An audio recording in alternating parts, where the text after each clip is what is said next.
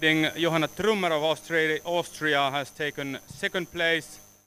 And here we have new finishers. Rory Long of Ireland takes fourth place in men's C final.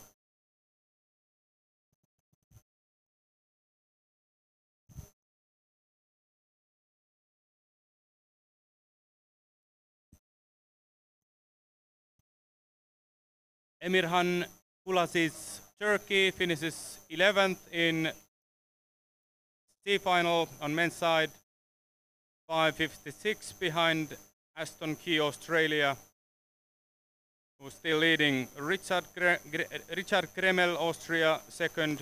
Fabio Brunet, Italy, third in men's C final.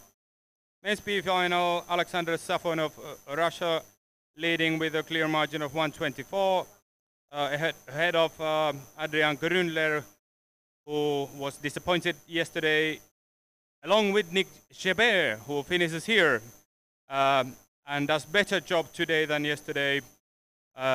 Some mistakes yesterday pushed Nick Gebert out of A final, along with Gründler and Swedish Emil Svensk on men qualification heat 1. But at least Nick did a better job today. 23:55 leading time in men's B final. Alexander Safonov, Russia, second. Andrin Gründler, Switzerland, third.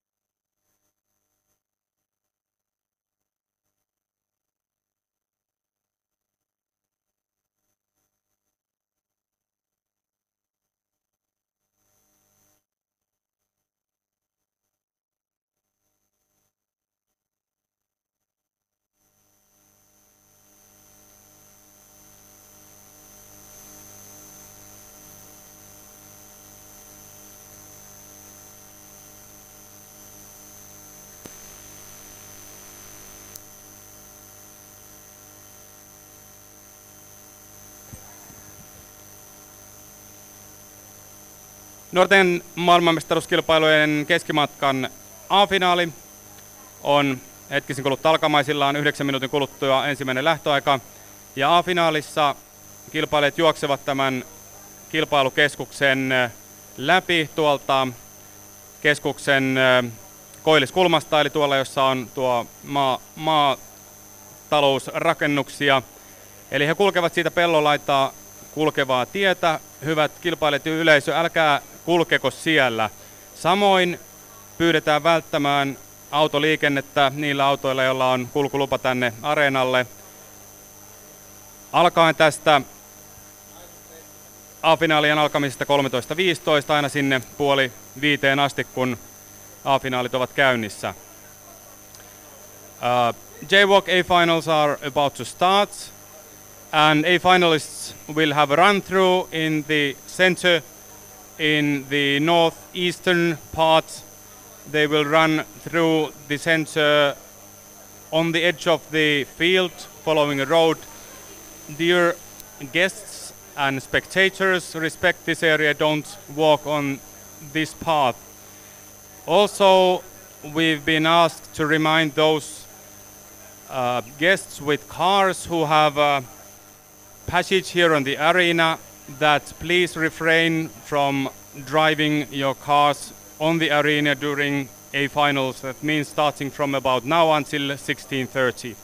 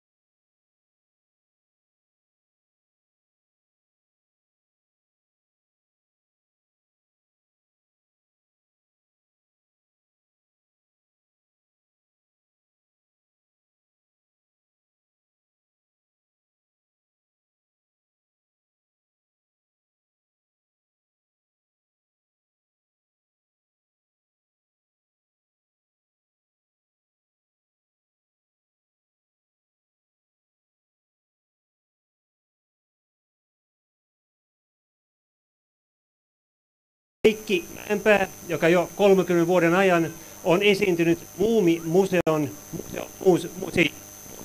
otan ton uudestaan. Muumimuseon museomuusikkona.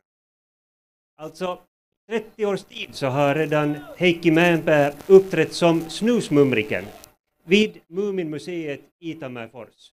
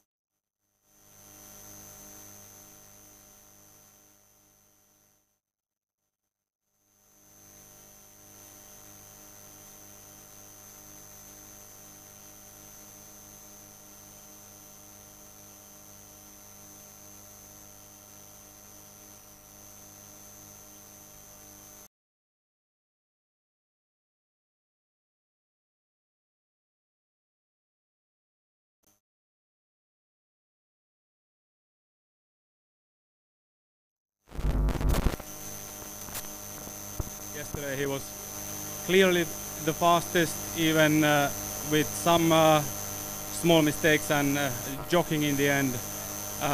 It seems that if he doesn't make any major mistakes, he's unstoppable today. Eilinen meni suomalaiselta varsin mainiosti. Voiko Tero noista päätellä, että ketkä ovat tänä päivänä mitalisuosikkeja ja kenties suomalaisia mitalisuosikkeja? No jossain määrin voidaan toki päätellä. Miesten puolella sanoisin, että suosikkeja on vain yksi ja se on Olli Ojanaho. Hänkin on toki vain ihminen ja vaikka vauhti on hyvää ja suunnistus pääosin sujuvaa, niin virheitä voi sattua. Ja sitten siellä on haastajia tyrkyllä. Mitä mieltä olet sitten Aleksi Sorsan ja Akseli Ruoholan mahdollisuuksista tänään? No nostaisin heidät tähän haastajien joukkoon. Heidän lisäkseen Ruotsin Henrik Johannesson, Simon Hector kuuluvat tähän haastajien listaan. Joey Haddon Sveitsistä viime vuonna 3 kultamitalia, 1 hopea. Sekä ehkä minut ainakin yllättänyt Ranskan Mathieu Préan jakoi voiton eilen karsintaryhmässään. So we saw in the men's competition not only the Nordic runners. How well do you think they will do it in today's terrain? We saw now in the Finn 5 that it was a much more different and difficult terrain than it was yesterday. I was really delighted that also non-Scandinavian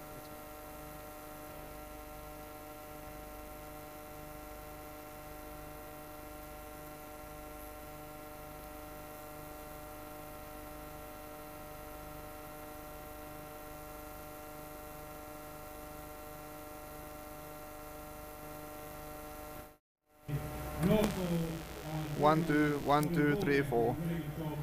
1, 2, 1, 2.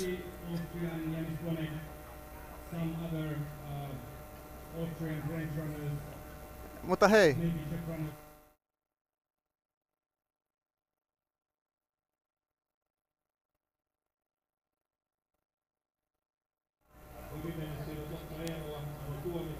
welcome to join us here today in Viitapohja, Teisko and Tampere. Today is the day for the middle distance finals. Yesterday we had the qualifications in the exact same place. 20 best in each heat progressed to the A finals for today, and we are going to cover the A final today.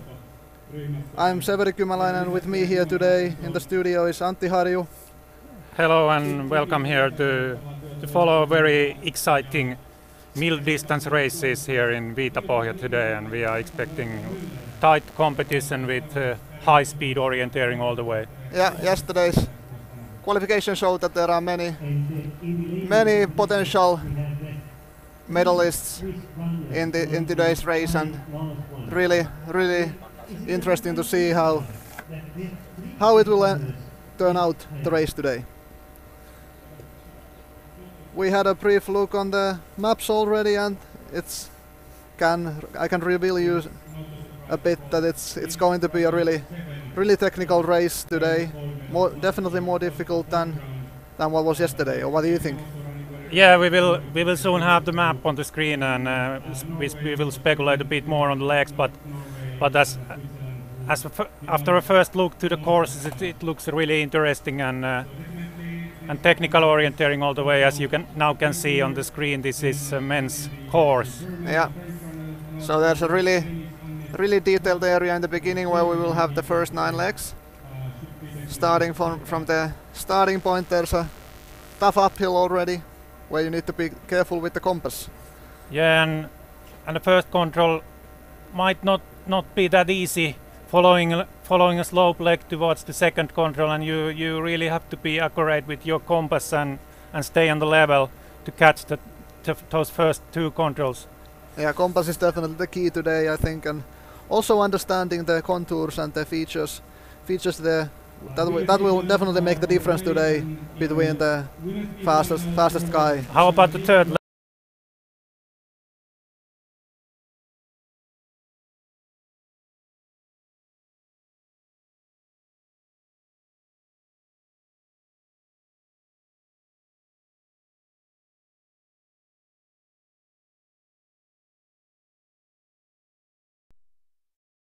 Legs.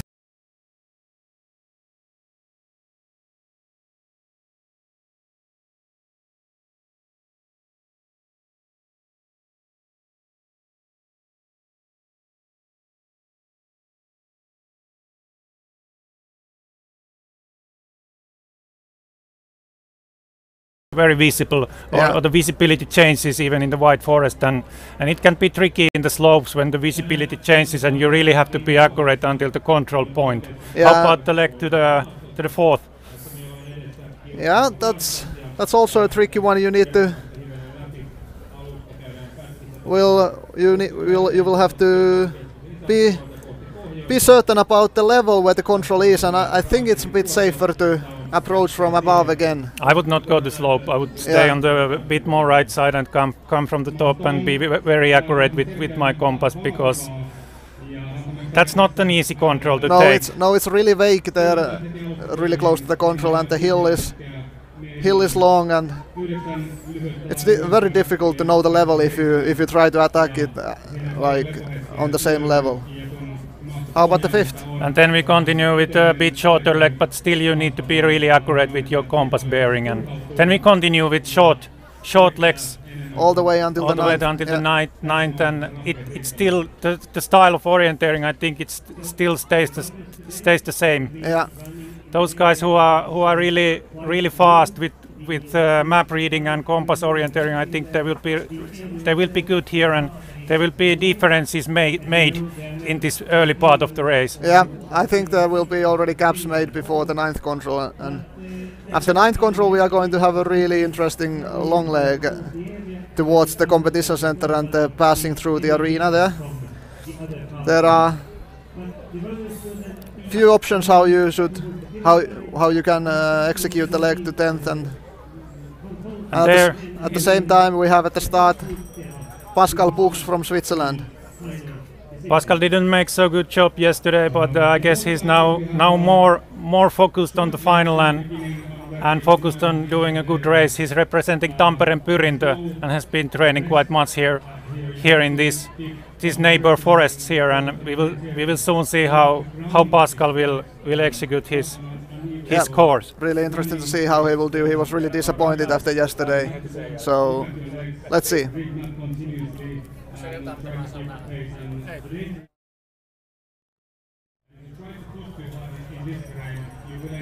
And we continue with the course, leg 9 to 10. So what are the options for them? I think the options are always straight and round, like in this kind of legs, and you have to like estimate how long is the right option going to the straight to the road and road running compared to the straight one. You can see there are different kind of colors in the straight, and it's not that fast forest all the way, but I think that if you execute the straight option well, use the white forest every time it is possible, it can be a bit faster than going round. Yeah, talking with the course setter, he think that the difference is only maybe 5 to 10 seconds if you do the route choices or execute it well. So there's no big difference, but a really interesting route choice anyway. And then there is the passing through the some transport arena. legs following that. Yeah. And then we continue to the final loop. Yeah, there is a really short leg up to the hill to the cliff, and then the small stone, and then again a leg through the green areas there. There you can also choose in the leg 12 to 13. You can choose the road option, but it might not be the fastest. It's a safe one, but not the fastest. Straight in here, using the electricity line a bit, might be the fastest, but you really have to be aggressive when fighting in the green forest. That's true. And 2 minutes after Pascal Buchs, there is the first Finn to start, Topi Syrjäläinen, who also was surprisingly slow yesterday. He said in the interview yesterday that no big mistakes, but he was also surprised himself that he lost quite a lot of time to the best ones. I think he was doing quite secure orienteering yesterday. I was checking his GPS, no major mistakes, but very secure orienteering, and there were guys who were running more aggressive, and that's why Topi is now starting in the first heat. And after the 13th control, there is a really short leg to downhill, and then I think it's a couple of really interesting legs in this last loop. Anything can happen in the legs 14, 15 and 15, 16. Really, Corseter said straight is the fastest in these legs, but it's not easy to navigate in this a bit diffuse slope where the visibility changes. That's true. and then towards the last control, easy leg on the path where you really need to push towards the finish, and we will see who still have some choices left, so to say. Yeah, I would say that last 500-600 meters is all about the running. Yeah, that's how it is, and we got some guests here into the studio. We got the Finnish national team coach Antti Örn here, who found some time to stop by before going to cheer for Topi Syrjäläinen, who just started. Welcome to the studio, first of all. Thanks a lot. How do you see the chances of the Finnish team today? Well, of course we have a lot of chances today.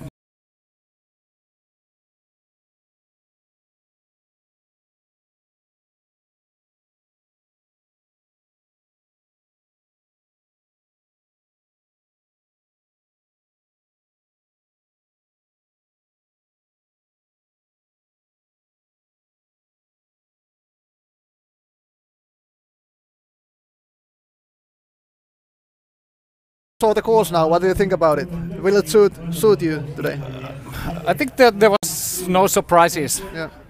So we thought that this area should be the best place to put the course, and it was almost just like we thought. But yeah, I like it very much. I hope it's. I haven't been, of course, in the forest, but I hope it's much more difficult than yesterday. It was maybe too easy. Yeah, it seemed quite easy. No big mistakes made there. So. But I think the qualification race it should be like that. So it should be much more easier than. That's the way how we can have more countries to the A final. Yeah, and here we see already a lot of mistakes made in the beginning of the race. So. This will predict that it's gonna be a really interesting race today to follow. Yeah, thanks for visiting, and good luck for the Finnish team. Thank you.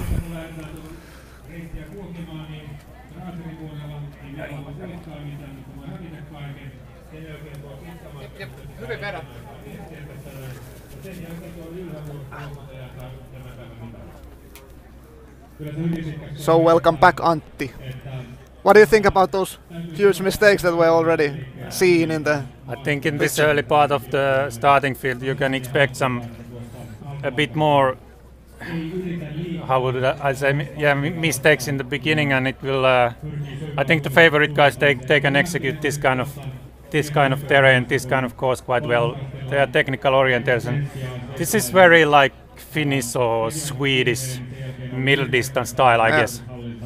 And we saw also Syrjäläinen making a 1 minute mistake to the first control, where he lost 48 seconds to Pascal Buss, who has started really well and already caught the Moldovan Fomichev, and who else was there? There was some other person also in the same group now at the fourth control. Yeah, I said in the beginning, it's not that.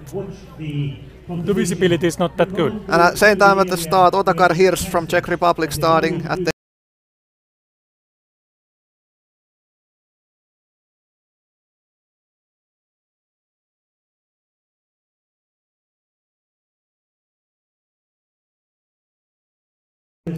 again.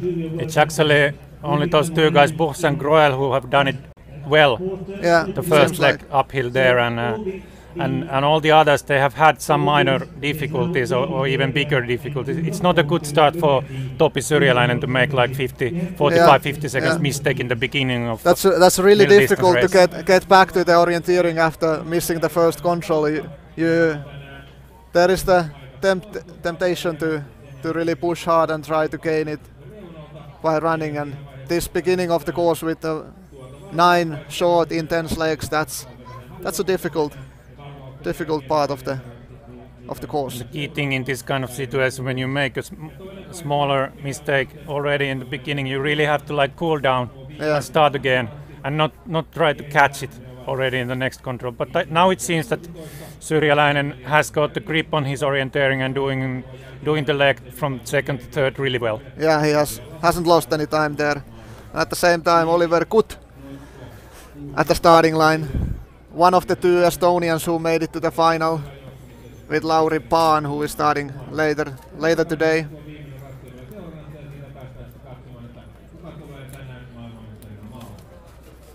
And as Jukka just said in Finnish, there might And be there we have some again downfalls in the end. GPS. It looks Pascal Buchs is still doing quite good work. Maybe a minor mistake in the leg from 56, a bit too much on the right side, and maybe losing 5 seconds. I think that was his even his plan to stay in the up and take the control a bit easily. Yeah, Instead of going straight to the slope, and I think he's doing quite secure orienteering and running quite well at the moment.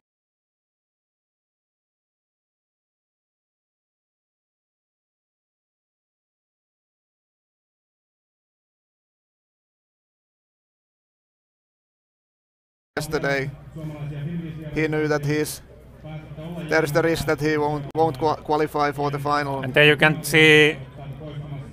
see the splits from the fourth control, and at the moment Buchs is leading and Topi Syrjäläinen 47 seconds behind, so he's now keeping the same speed. Yeah, exactly the same speed. If I remember correct, I think on the first control the difference was 48 seconds. So yeah, and all the others, they have lost more time. Yeah, exactly.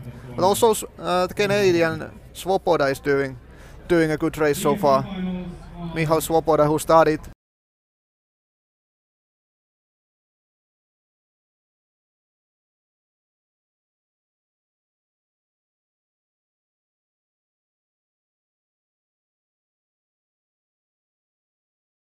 it really close and was unlucky not to see it. Yeah, it seems like he's returning back to the 8th control right now, and at the moment there is the Czech Libor Černocký at the start. Libor is in his first international competition. He's representing Slovan Luhakovic in Czech Republic and the Swedish club Tumba Malarhöjden in Scandinavia. Interesting to see how Libor will do in this technical race today. And it's interesting to see how the teams have prepared in this quite technical start in here. As the Finnish head coach Antti Örn said, it was quite easy to guess what area will they use for this middle final, and I guess they have been drawing some courses to the old maps from this area and guessing how the legs will go, and here we have it. I think it's quite good course, especially this beginning. Yeah, I've got a message from the director that there is some minor issues with the voices, so we are really sorry for the technical problems we are having right now with the voices, but we will try to fix it, and I think towards the end it will go better. And there you can see the first executing for the long leg. Georg Gröel from Austria is he's doing the straight option, or a bit to the right, but still not going to the road. Yeah, that might be quite good.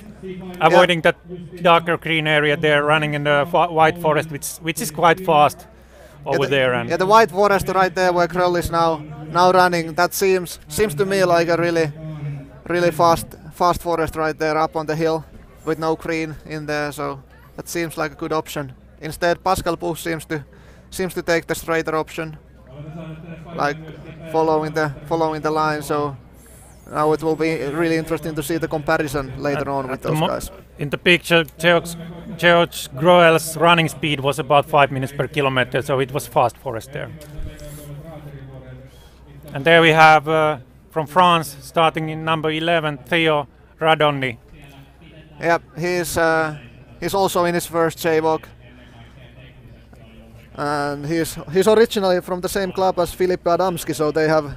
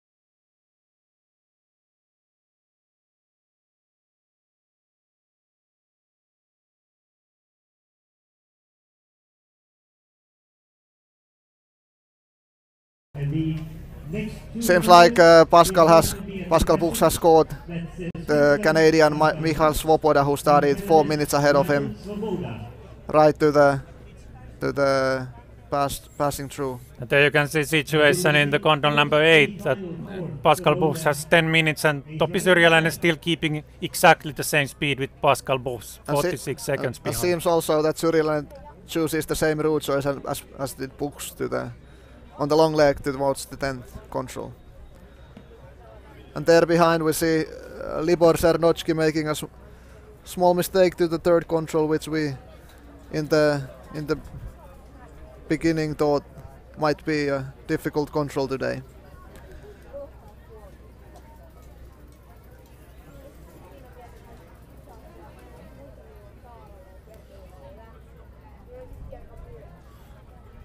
Syrjäläinen is following his compass really tightly following the red line. Respect the red line, we used to say. In that kind of forest you really have to fight on your way because there is some thinning work done and branches on the ground and you really have to be aggressive on the running. Yeah, I would have maybe chosen a bit more to the east there, but at the same time we have in the start Rafael Dobnik from Austria, the birthday hero from yesterday, who made it to the final easily.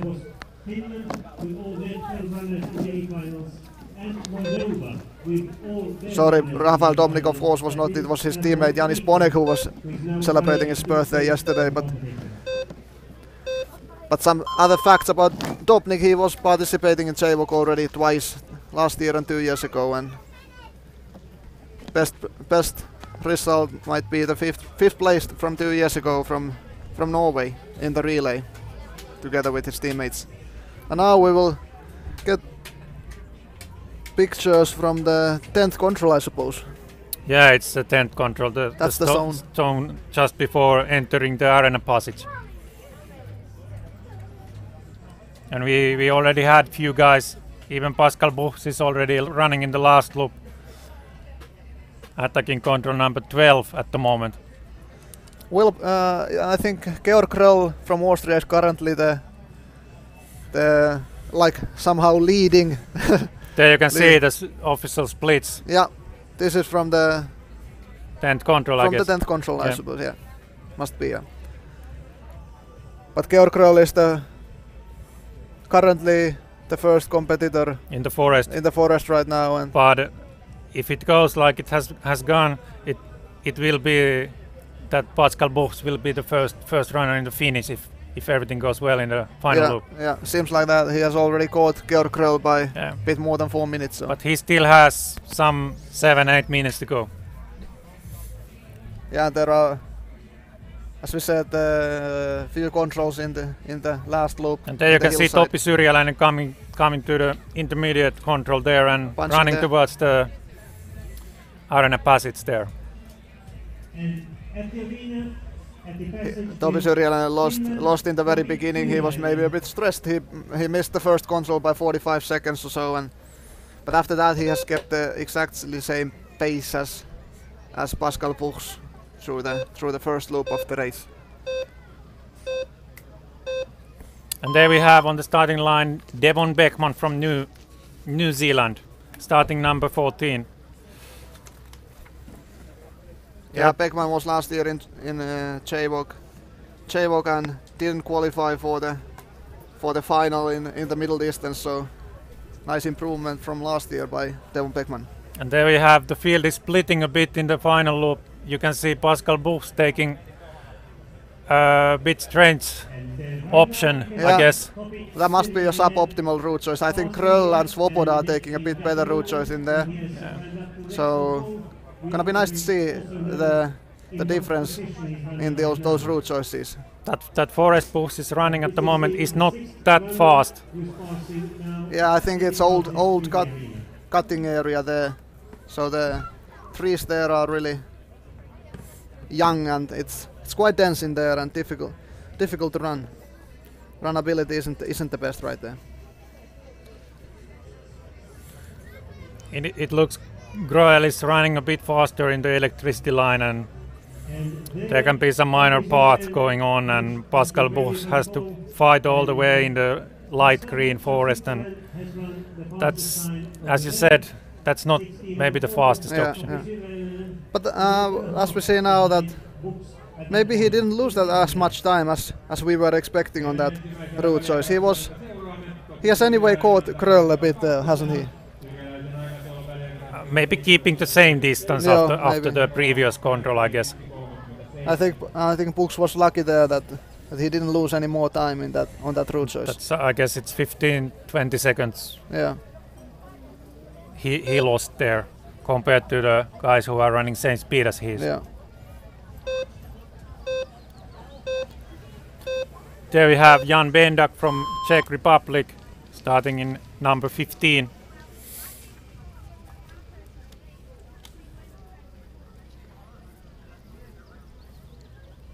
Jan Bendak was last year 8th in the sprint at JWOC, European Youth Orienteering Championships, and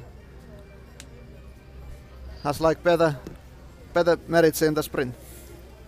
There we have first women starting. Number 101. Merike Seger from Germany, first women today. Yeah.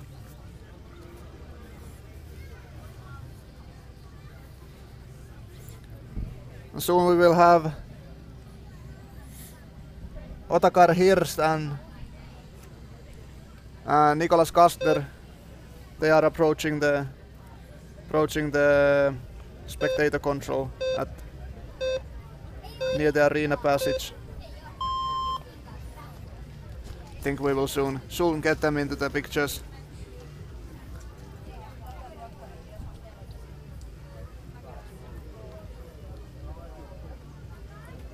Then we have number 16, next man starting. Now we will get the women's course. The profile is more or less the same as the men's, with the short legs in the very beginning and then the long leg towards the arena. There are first controls there. Same kind of profile as the men had, but a bit shorter. This really difficult beginning, and first control stone a bit more up from the men's course, and that's a tricky one, I would say. Yeah, it's really empty slope there, so you need to be very careful with your compass to attack it.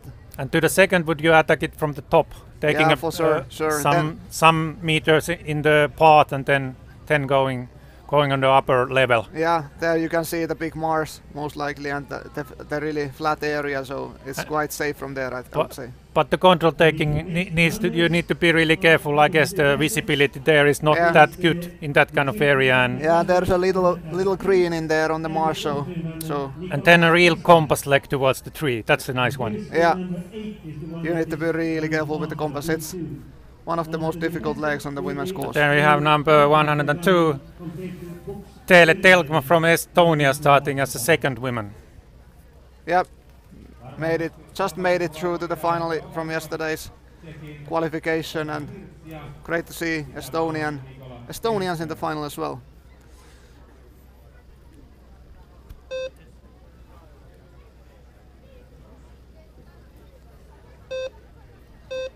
Maybe we can soon continue with the course preview of the women's course. There we have it. Yep. Controls 4, 5, 6, 7, really short legs, but really intensive orienteering. You have to be precise all the time and exactly, and use your compass. And from the 7th control, we have same kind of leg as the men have, but from different control. And I would say that no, it's exactly the same control. Yeah, it is. Sorry, the approach to that control was just a different one, and we will see how it goes in the women's side. If they take more, if they will choose more of them will choose the road or not, and if the straight will be fastest also in the women's class. Yeah, of course there is always a slight difference in the women's and men's side. Men are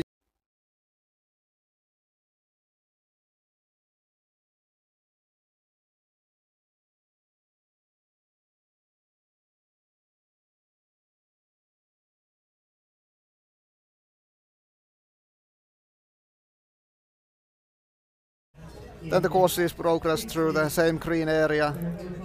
And then we can go to the last towards the loop to northwest. check the last legs there. Again, a slightly different kind of leg there compared to men, but the challenges are the same. Yeah, the last loop is a bit shorter than in the men's category, but I would say like 11, 12, and also to the 14, 15. yeah, Those are interesting legs, and anything can happen still there. And you have this quite physical beginning for the last loop, and maybe you can hear the speaker saying your name and that you are doing really well, and it puts you a pressure there. yeah, that's for sure. At the same time, Maria Korchicka starting as third in the women's category. And then the Frenchman Benjamin Leduc still has to wait 1 minute for his start.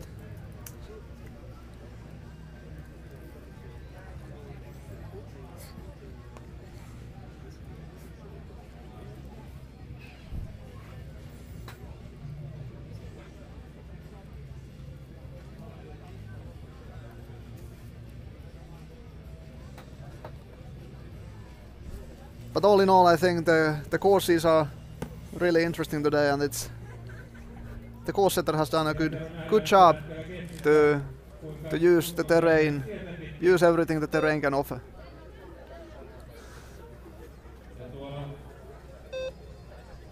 And soon we will get the first runners into the finish, don't we? There is the Austrian. The Austrian guy is still keeping himself in the front, and it looks that Pascal Buch has not catch him. Yeah.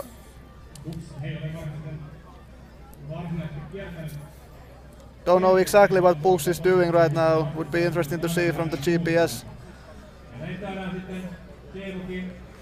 But now we are waiting number 10, Libor Cernotski, to the arena passage, and he just punched. And there we have a first finish. Control. JWOC Gröll Georg from Austria. Gröll finishing there from Austria, right there. And his time is 32 and 46 there, and soon we will also get Pascal Buch from Switzerland to the finish. Seems like he's approaching the finish already. Punched the last control there. And on the way to the... It will be a big lead for him at this point. But he definitely had some controls in the very end. Yeah, it was not a clean line he was doing there. Yeah. In the final loop. He had a very good run until the arena passage, but had several problems after that. I would say he lost about 2 minutes in the final Maybe loop. that's true, yeah.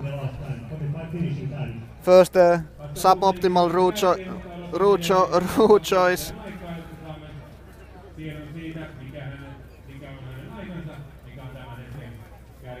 And then a miss to the following control, and then also to the last control, what we thought was easy leg and just running here. He seemed to have lost there some seconds. Pascal Buch, and now you we can see have there.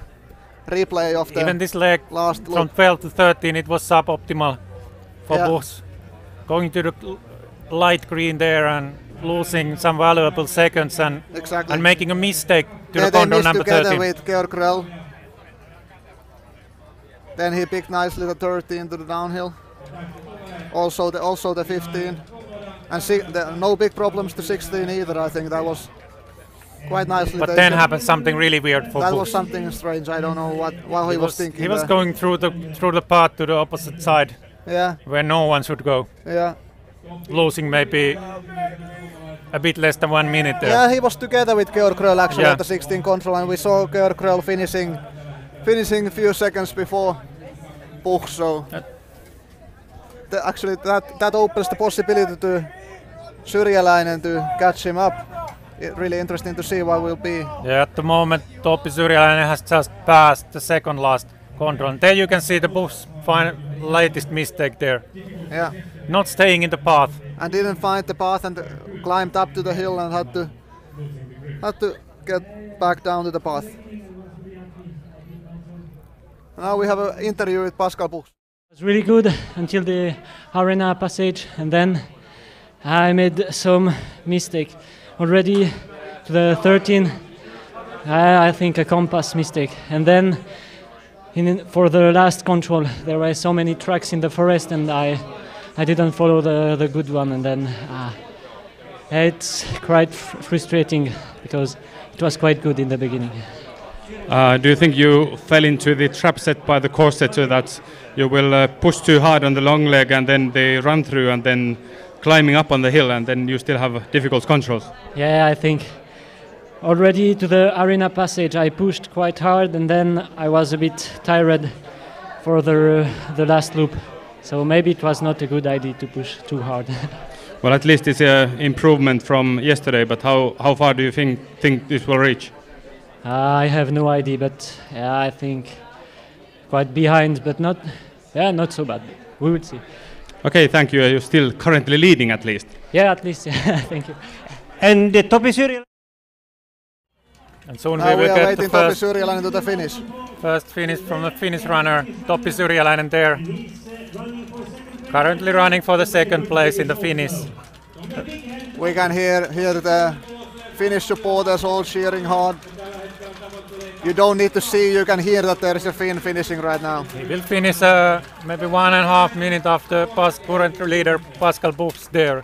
Now Topi Syrjäläinen finishing. So Topi must have also had some problems in the very end, because he was only 45 seconds down on Pascal Buchs in the arena passage.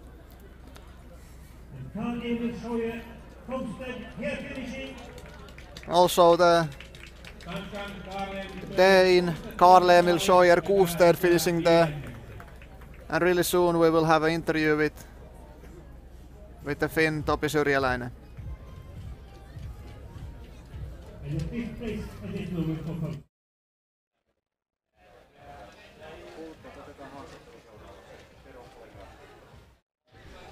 No niin, Topi Syrjäläinen hyvin tsemppasit loppuun, näytti tuo kepsikäyrä aika siistiltä tuohon varvaukseen tai loppupuolelle asti ja sitten vähän ote katosi vai? No joo, heti ykköselle tein aika paha kouku, että se oli vaan tyhjä rinne ja aloin väärästä kohtaa etsiä, mutta sitten sai hyvin suorituksen kasaan ja tosiaan vielä ihan loppuun tuli tosi tyhmä virhe, että siinä alkoi jo vähän happi loppu ja ote herpaantui, niin siihen semmoinen pien. Eilen oli aika tiukalla tuo finaalin pääseminen ja vähän valittelit huonoa kulkua. Tuntuuko jalat nyt jo heränneiltä? No, paha sanoa, että pahallehan toi tuntuu, mutta se on varmaan kaikille sama. Se on niin vaikea maasto juosta ja happoa siinä kerää ihan hyvin. No jäädään katselemaan mihin riittää. Kiitos. Juu, kiitos. And finish.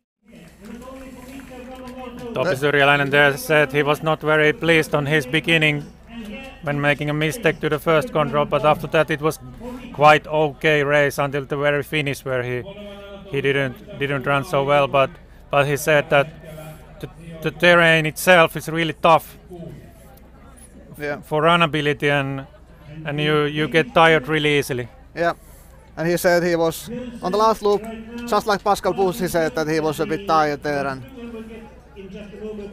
might be that the beginning is so tough that no one will be really fresh on the last loop, because you need to push hard in the beginning on the uphills, and the runnability isn't that good.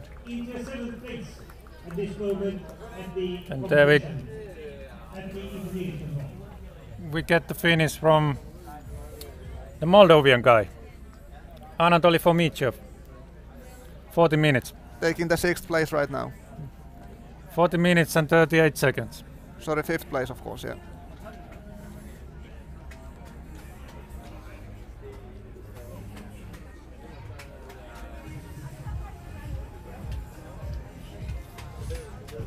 There we see the Finnish national team coach Antti Örn talking with the course setter and with Topi Syrjäläinen about his run. And there we see another Swiss, Tino Polsini, missing the first control just like Topi Syrjäläinen did, and It's a really he never difficult climbed it. hillside. He never climbed it high enough. Yeah. Losing there some valuable time, maybe 20, 30, even 30 seconds, you can say. Yeah. And now punching the first control and already quite much behind Pascal Bus. And now seems like the starting direction out from the first control. It easily happens when you come from different angle to the control, and then you should turn a bit to the left, and he does it, and now he's out from the really optimal route there. Yes, yeah, that's true. And now we will get the finish from a Czech guy, number 8, Otakar Hirsch there. Pushing the last meters there. He's fighting with Topi Syrjäläinen for the second place at the moment. Let's see how it goes.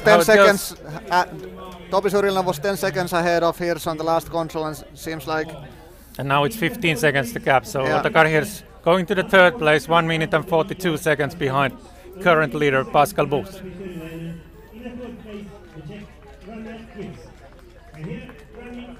There we have number 7, Nicholas Kastner from Austria. In fourth place at the moment, 4 minutes and 4 seconds behind Pascal Bus. Just ahead of Michal Svoboda from Canada.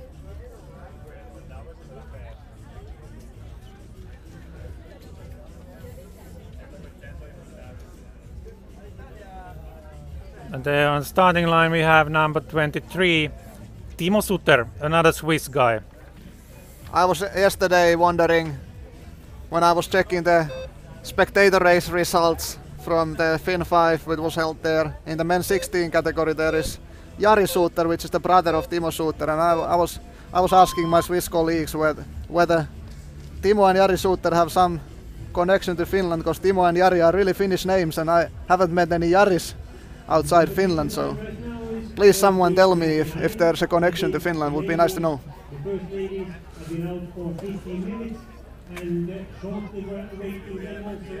Now we are waiting to the spectator control, the French Theo Radondi. He soon should be, and there he is, number 11, punching now.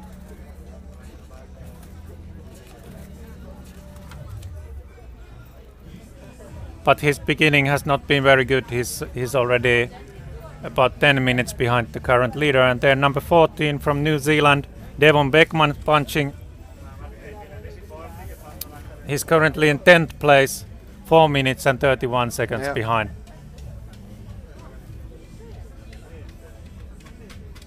Yeah, Beckman has scored Radondi by 8 minutes already. No, 6 minutes. 6 minutes, yeah.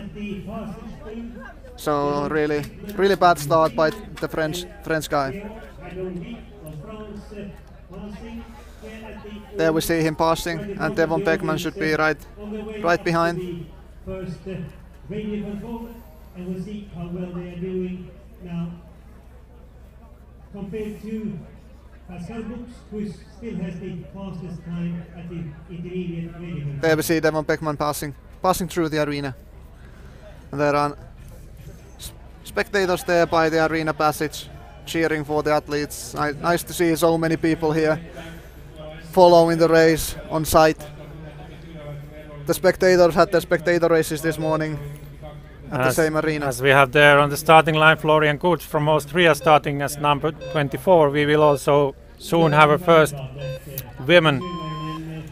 Marike Seger from Germany coming to the arena passage, approaching there, number 8. Seems like there you can see Seger took the road route choice, but maybe not the optimal one. Yeah, maybe not the optimal route choice to the road, but is she the first one who we see taking the road? Yeah. Actually? Yeah. Otherwise, the runners have taken the.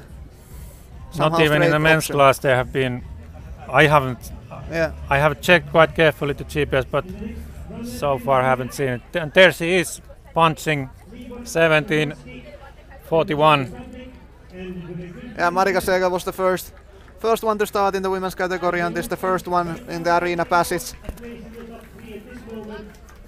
And there we have a finish from the Czech guy. Libor Czernocki started 10th. And he actually ran pretty well, taking the third place at the moment in the finish. losing 1 minute and 36 seconds to the Pascal Buchs. And 9 seconds to the Finn Topi Syrjäläinen.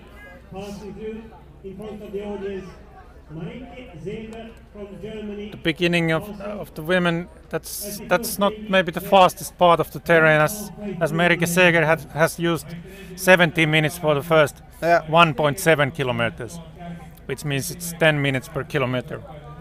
And there you can see the beginning of Timo Suter. Suter's GPS has died at the second control, so hopefully not forever. Be nice to see some tracking later on by Timo Suter as well. But we see Pascal Buchs had a really good start, but had some troubles later on the course. There is Lauritz Beedstrup Møller from Denmark starting number 25. That's true. Seems like at our pictures at least he is not starting yet because the picture is frozen. Möller was also last year in the middle final in Switzerland, JWOC. Placed 52nd that time, so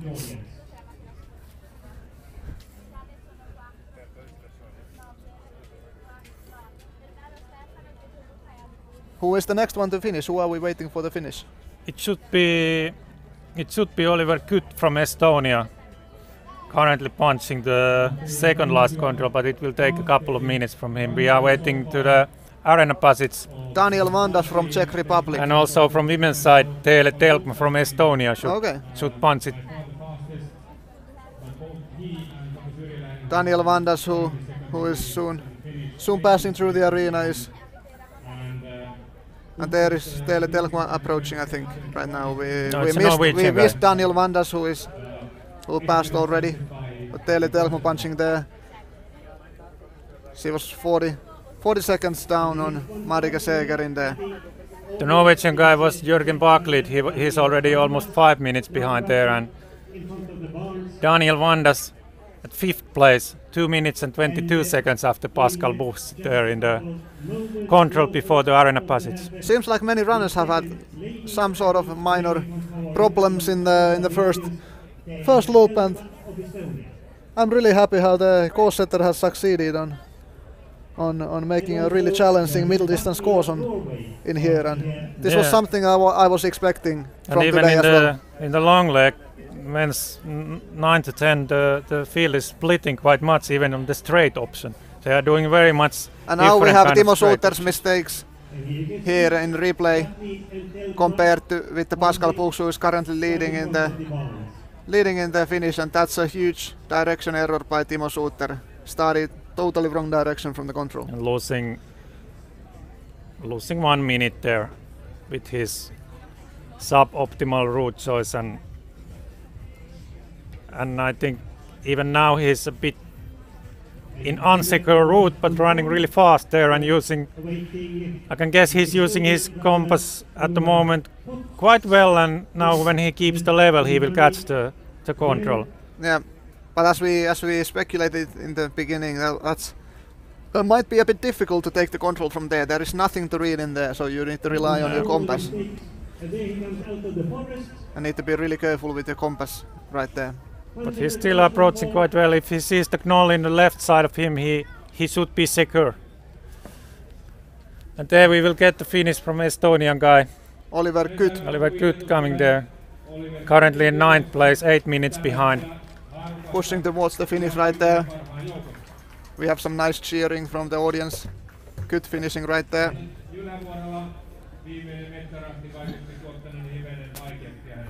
He takes 8th place currently in the finish.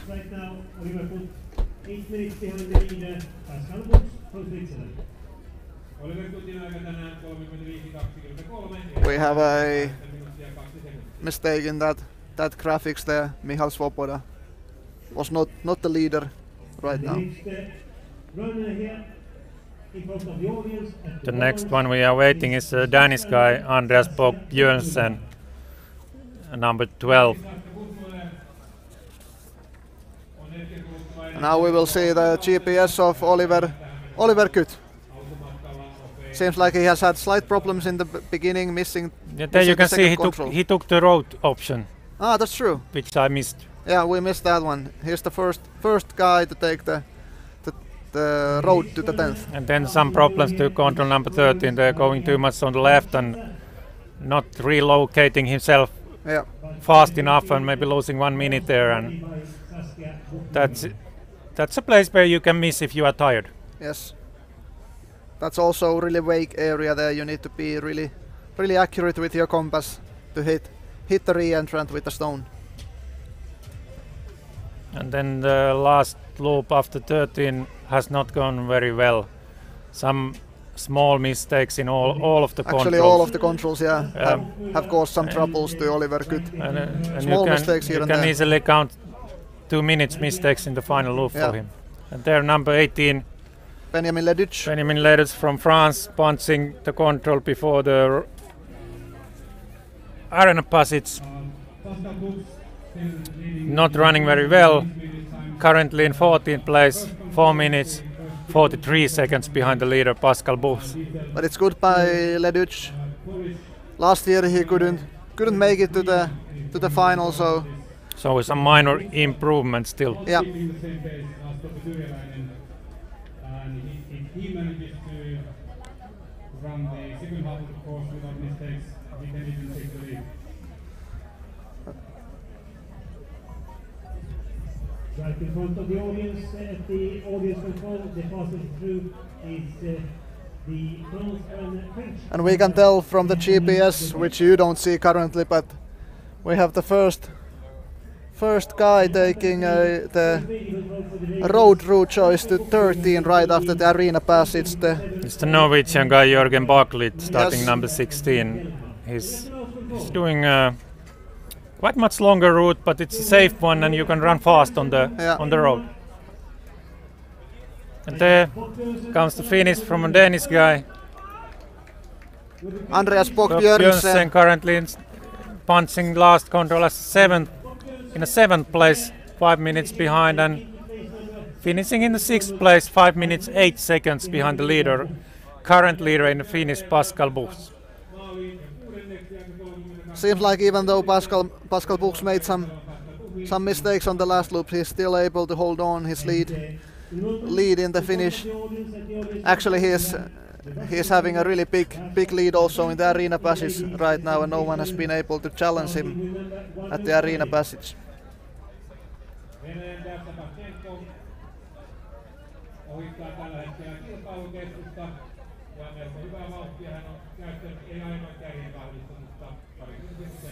The next guy we are expecting to finish is the Theo Radondi from France, but right after him, Devon Beckman from New Zealand, doing a bit better race at the moment. Yeah, they were having the same gap in the arena passage as well. Radondi passing through the arena right before Devon Beckman, who caught Theo Radondi by 6 minutes. And also the Czech guy Jan Bendak, number 15, who started 2 minutes after Beckman, is catching.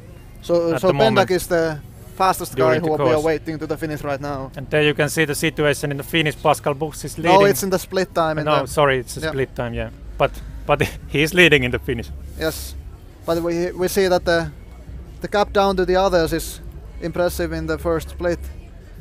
And we saw Pascal Buchs was doing really good work in the beginning. That was really solid work in the first loop, and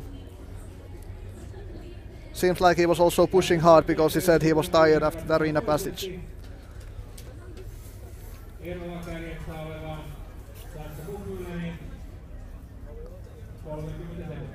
Now we have Endis Titomers approaching the he comes. Arena passage, punching there. Punching as 12th guy, already 4 minutes and 7 seconds behind the leader Pascal Buchs. So Titomers has also had few problems in the first loop.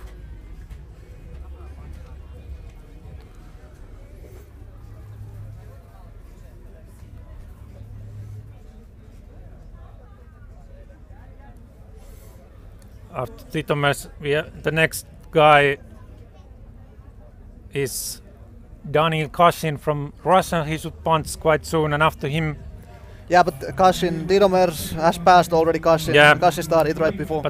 And there we have a beginning from Inka Nurminen from Finland. She started in the early part of the race, and it's interesting to see how she will manage the course today. Yesterday she had difficulties already in the first control, and yeah, she missed the first control by 5 minutes or so, and also, that yeah, was a catastrophic start by Nurminen yesterday. But she just made it to the final, and that's what mattered yesterday. And there we have a Polish guy, Frederick Bruyma, as a number 22. He's punching a current second place there. 1 minute 19 seconds after Pascal Buch, so really good start for the Polish runner.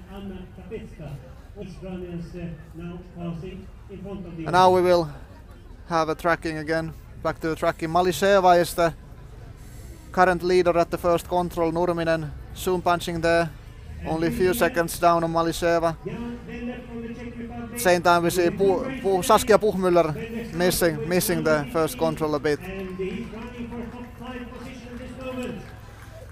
And Jan Pendak from Czech Republic finished just there. Currently taking the 5th place in the finish.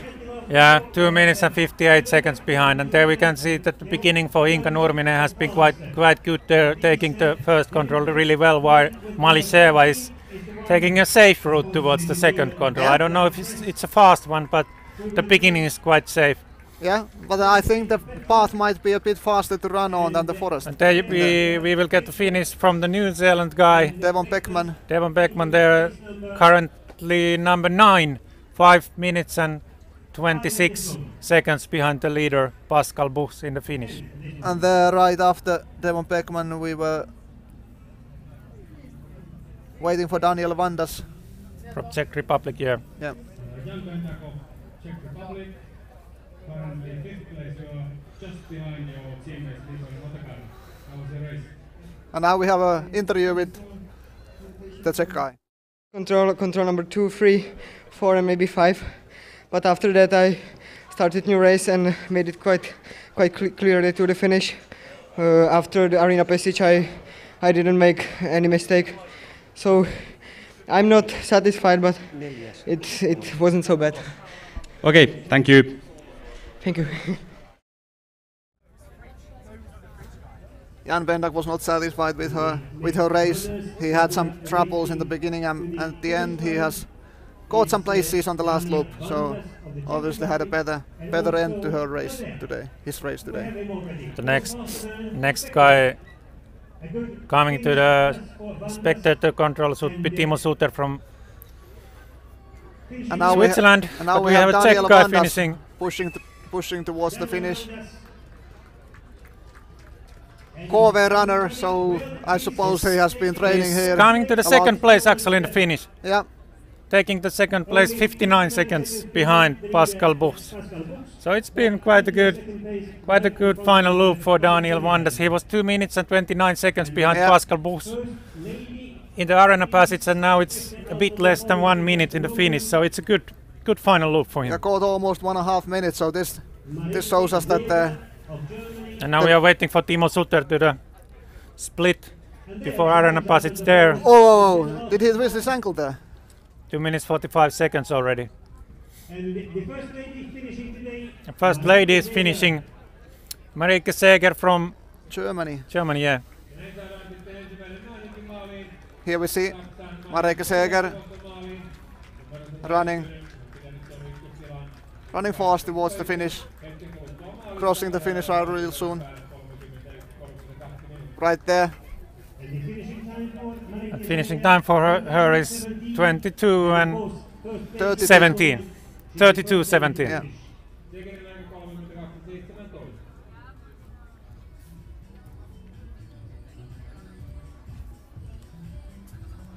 Considering how much Vandas scored Pascal Buch in the last loop, it means that the Polish Frederick Bruyma might have a slight chance of beating Pascal Buch in the finish if he does really well at the last loop. Because the Polish guy was only 1 minute and 19 seconds down on Pascal Buch at the first split, and I think Vandas scored 1 minute and 20 seconds. So from our GPS tracking we can see that It's really interesting, the first part of the race, and the Finnish runner. But now we have an interview with Daniel Vandas. We're more than 2 minutes behind Pascal Buchs in the run-through, but now only 1 minute in the end. How do you comment on your race? So the first part of the track, I did some little mistakes. I don't know where I was, and after that, after the spectator control, I start pushing hard a little bit, and in the end, on the 16 control, I have a problem with the direction. So it was something mistake about 30 seconds, or yeah. Okay. Anyway, better job than yesterday. Let's see how far this reaches, and good luck for the rest of the races. Thank you. And there we see the route of Daniel Vandas. He was telling that he made a small mistake at the third control, also to the eighth control. An interesting route choice there in the long leg 9 to 10. Yeah, maybe a bit suboptimal execution when approaching the road. Yeah. Maybe losing 20 seconds or so there, and the final loop looks quite good if there is some minor hesitation in the leg to number 16. Yeah, seems like he took the wrong path there. Yeah, for a short losing while. 10 seconds or so there. So it's a quite good race, but this is tight race, and yes, you can't miss. Yeah, it's a short race, so there is no room for mistakes today. And finishing here with number 13, Rafael Dobnik of Austria. We are waiting for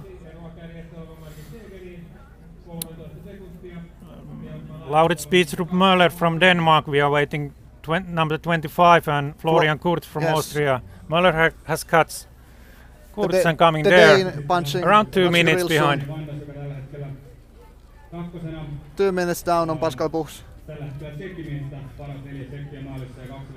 And the Austrian right behind there, Kurz.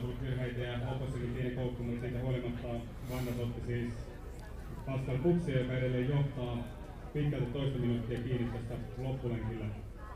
Eli parannettavaa on tällä hetkellä kaikilla kärjessä olevilla ja we see Möller and Kurz soon passing through there by the spectators following the channel. Ja suomalaisfilmi kun kisaa katsotaan, niin sama toivon tietysti tänään. And now, recently we were following the good start by Inka Nurminen, and now we see a big mistake made by her to the third contact control. to the map a bit before the number 3, and then catching the number 4 before the third, and then direction mistake again there when trying to find the route to the third, and missing maybe 3 minutes. Yeah, that was huge. Maybe 3 minutes there. Yeah. Oh, that's sad. Nurminen was also having big troubles yesterday, and now seems like again today repeating her mistakes. And we see Zlata Malysheva has already punched. That's a big diffuse area there approaching number 3, and you really have to keep the compass with you all the time, and staying awake all the time, and not like losing contact, because it can easily lead to minor or bigger mistake as we saw there. And let's see how the competition will develop. As we said, that the third control for women is really difficult. There is nothing to read on the leg, and you just need to rely on your compass there. Saskia Puchmöller now approaching the finish. Fighting for the last meters there. Soon crossing the She will take the lead finish in line. the finish with a bit over 1 minute, I guess. No, 51 seconds again, Marika Seeger from Germany. Beat the German Marika Seeger.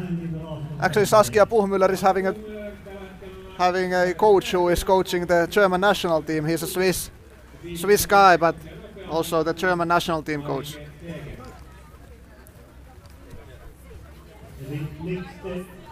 And right now it started to rain in here in competition center a bit, and it can soon start to rain like hell, we will see, but the forecast promised that it it can get more and more rainy towards the afternoon. So that makes the competition interesting because some guys have already finished, and if it's really raining heavily, it will make the terrain slower, I think.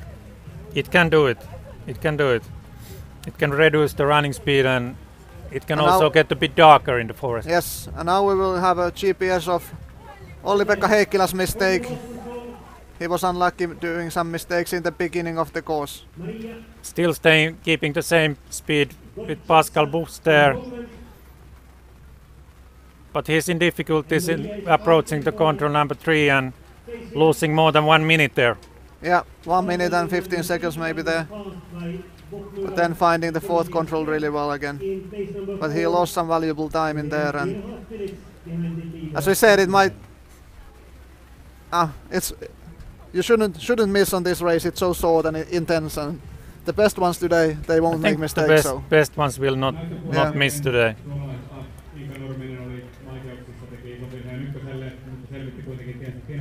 There Heikkilä is contouring around the hill there for the 7th control. The next finish we are waiting is Benjamin Leduc from France, number 18, approaching the last control there. What is the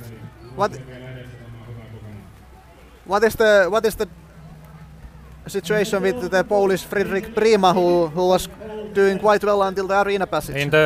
In the split 3.5 kilometers, he's currently in 2nd place, 1 minute and 27 seconds behind Pascal Buchs. So he hasn't caught any. And we remember Buchs made a mistake after that, so we will see how it will be in the finish. And now Endis Titomers from Latvia finishing there, has caught the 4 minutes ahead of him, started Benjamin Leduc. Titomers is currently in 7th place, punching the last control there. Crossing there the finish line. Taking the 7th place in the finish, and there we have a women's class 105, number 105. Dasha Panchenko taking the 3rd spot in the finish, 53 seconds behind the leader Saskia Buchmüller. And some more people towards the finish. Now we'll get a good finish from Prima, Polish runner.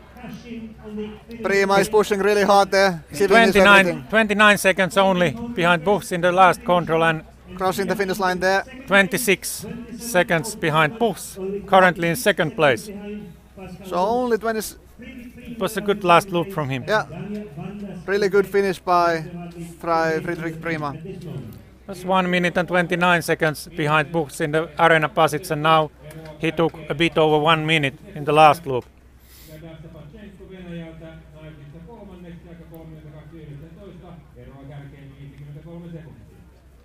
Seems like the Polish Fredrik Prima has caught Pascal almost by 1 minute in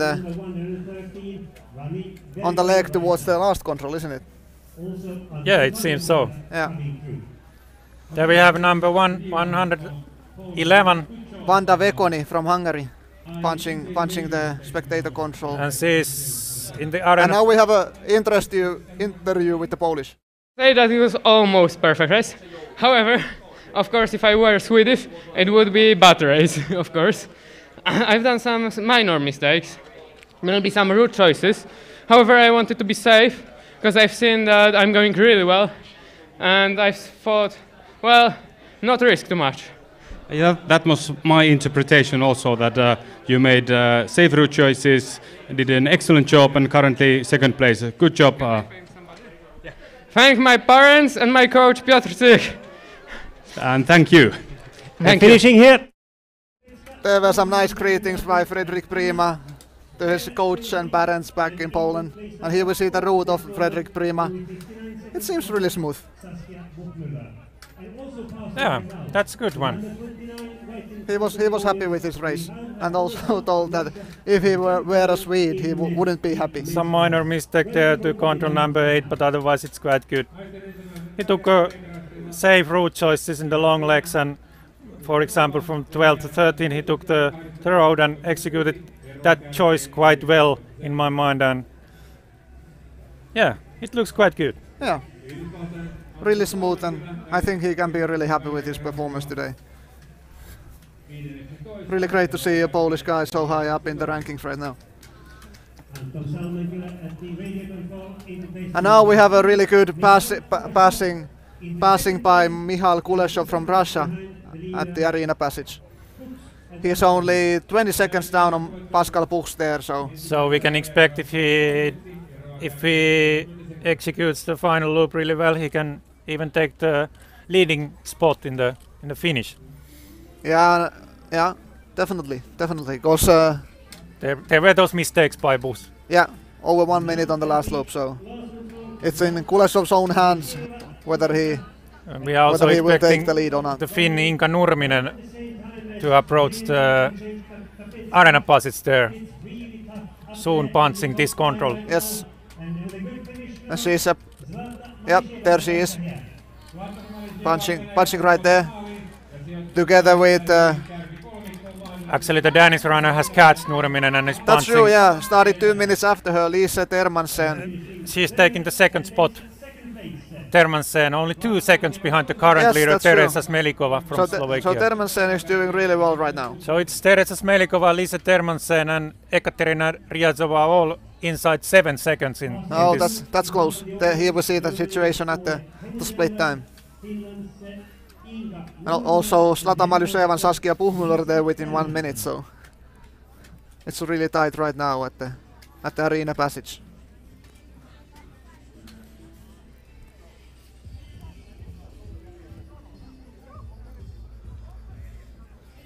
Now we will see a mistake by Tuomas Heikkilä, unfortunately, to the Finnish fans. Started also quite well. Exactly same P that Pascal Buchs. Even leading in the third control, but then begins the mistake, and it's not a small one. Oh man! Now he's on the highest top of the hill. Now at the 7th control, he realizes it. Maybe those 3 minutes there, and there punches number 30, Olli-Pekka Heikkilä in the. We saw just his mistakes also. He lost 1 minute 15 seconds on his mistake. He's now in the currently 7th place in this control before arena passage, 1 minute and 57 seconds behind Pascal Buchs. So some minor time losses even after that, seems like.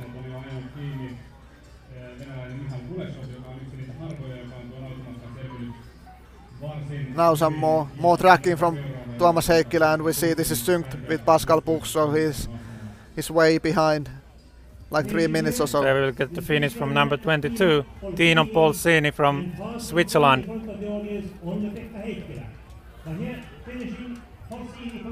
Polsini pushing there really hard. Currently in 18th place in the last control, finishing 17th. 7 minutes 47 seconds behind the leader. Not the perfect rate by Tino Polsini today. Olli-Pekka Heikkiläkin on käynyt tuossa varvauksesta hetken kuluttua saamme hänelle väliä ja Inka Nurminen ensimmäisellä väliä raskaa 9 aika 20. Who are we waiting towards the finish now? Who is the next one to finish? Next one in the men's class is Laurits Bidstrup Möller and Timo Suter. And in the women's side we will soon get to the finish. Smelikova, who was leading in the arena passage, but she has had some difficulties in the last loop, and I'm not expecting her to take the lead in the finish, but we will see it soon. Here is a comparison between Pascal Buchs and Michal Kuleshov, who were quite even on the arena passage. Kuleshov 20 seconds behind Pascal Buchs in the arena passage, and I think the distance was still quite much the same. And there is Timo Suter from Switzerland punching the last control, and Laurits Bidstrup Müller also. He seems to have a really good sprint towards the finish. He's really fast, finishing right there. But 5 minutes down to Pascal Buchs, so he has definitely had some problems out on the course. Timo Suter is the 12th place at the finish, yeah. Over 5 minutes behind the leader. Now it's really interesting to see the comparison between Michal Kuleshov and Pascal Buchs on the last loop. Here we see the mistake by Buchs. And I think Kuleshov will will now catch it. Now they are really even on the 13th control, I think. Quite even in the 13th control, but as we remember, it was not an optimal route with Pascal Buchs after that control. Yeah, I think he found well the 14, 15 and 16, but towards the last control he was really slow and taking strange route choices there. But we see Kuleshov is there few seconds ahead of Pascal Buchs. And now we will have a finish from Florian Kurz, Austria, number 24 there, finishing currently 11th place, 4 minutes 15 seconds. Also the Slovakian Teresa Smelikova right there. Yeah, she was leading in the spectator control, but the last loop has not been very good for her, and she's currently in 7th place, 1 minute. Also the Belgium Marine Sillian there, crossing the finish line. 9th in the finish, 3 minutes 29 seconds behind. And here we see comparison. Now they are exactly at the same speed now, Kuleshov and Buchs.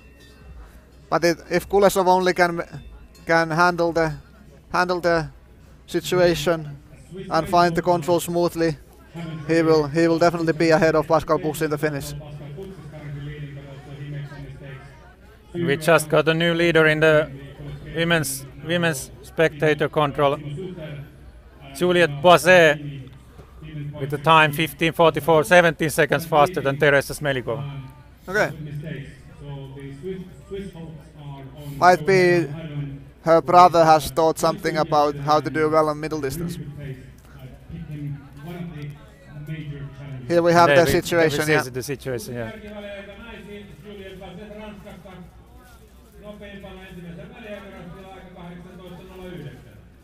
The new best time in the ladies competition at the radio control. Juliette Basset from France, 18:09, and leading the ladies. Here once again a comparison between Kuleshov and Buchs.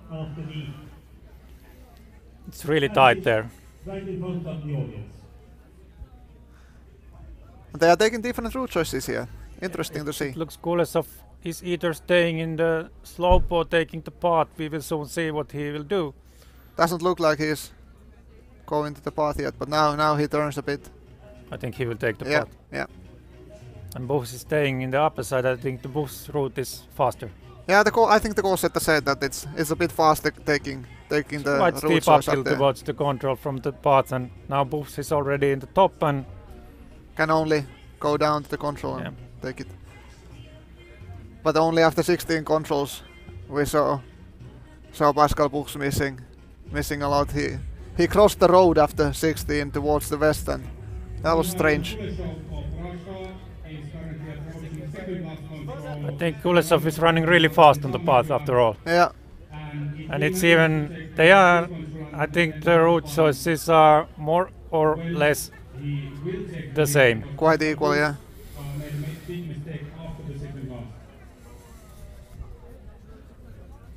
Soon we will have a punch from Nikita Gurevich. From Russia. Russia, number 31. Making a small mistake here. Few seconds. Nothing big, but of course. And also the Lithuanian Kaste Rutkauskaite punching there. Number 118. Currently in 10th place, 1 minute and 56 seconds behind the leader. Yeah. Bit more than, or like a bit less than 2 minutes down. And the start for the Russian guy was not that optimal, actually. Nikita Gurevich currently in 25th place, 6 minutes 16 seconds behind the leader. And here we see Kuleshov taking the right path. And now he will definitely very much in front. Seems like he also takes the. We have heard that there are tracks from the B and C finals probably. Now it will be interesting. But I think Pascal also took that minor mistake there, but Kuleshov is now quite far from the path at the moment. That's interesting. Now he's returning to the path. He's still in front. Yeah, but Pascal Buchs stays also in front, I guess. Yeah, he will. Pascal Buchs also made a mistake there, so. He has catch Anton Salmenkylä. They are running together at the moment, Kuleshov and Salmenkylä. Soon approaching the last control. first we get a finish from number 113, Ekaterina Ryazanova, who is running for the first place in the women's class, actually quite clearly. Taking a really clear lead around now. 2 minutes. We will soon get her time, but it's around 2 minutes gap to the second Saskia Buchmüller. Finishing right there. 2 minutes and 7 seconds ahead. And we will also really soon get the new best time in the men's category. The Russian Michal Kuleshov running there.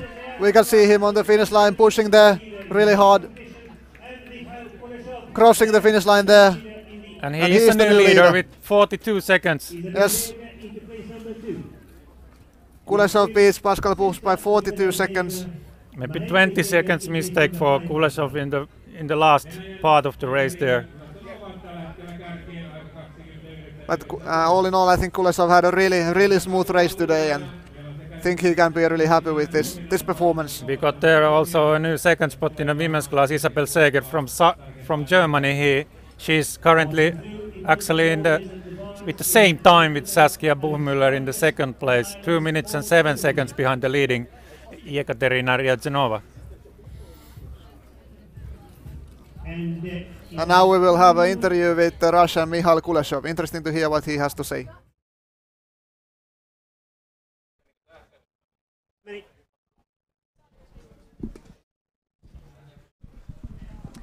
Michal Kuleshov, currently leading. You did a good job. You met Anton Salmenkylä of USA at some point. You were running together for a time. Where did you meet?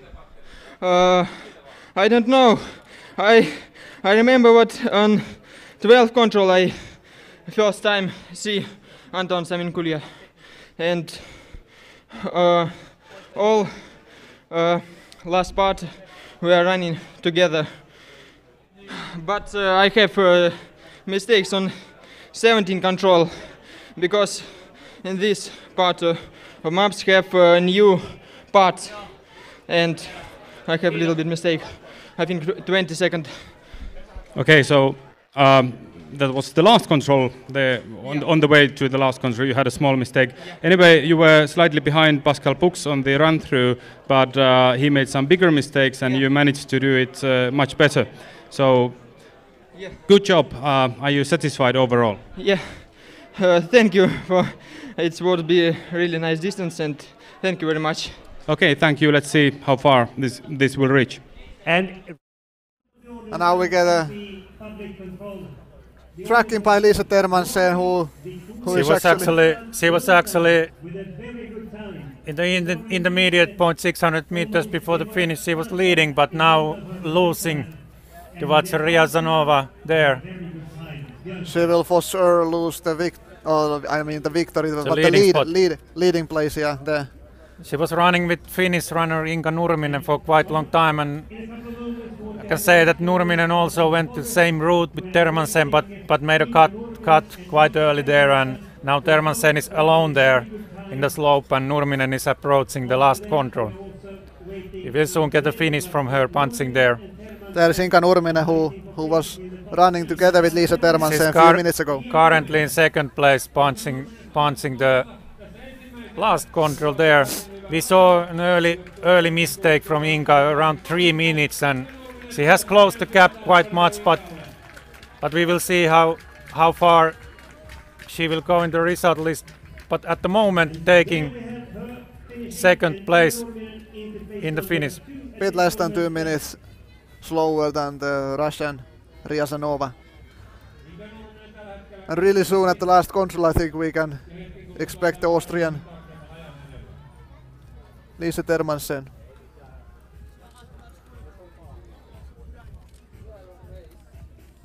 Actually from Denmark, Termansen, but she's running all the way in the green at the moment, and I can say she's losing quite much time at the moment. And then we got the finish from number 26. And there is Lisa Termansen, punching there.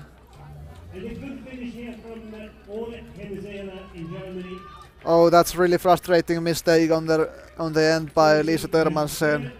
Was leading on the second last control, and there was only the path towards the last control, which she wasn't able to follow, and she must be really frustrated about. She's still doing quite good result, but it took her 1 minute. Much time. Oh, how much was she leading at the second last? She was leading there. And now we will have an interview with the Finnish Inka Nurminen. Tulossa hyvin tällä hetkellä kärkikymmenikköön tulossa. Olli-Pekka Heikkilä näin maalissa.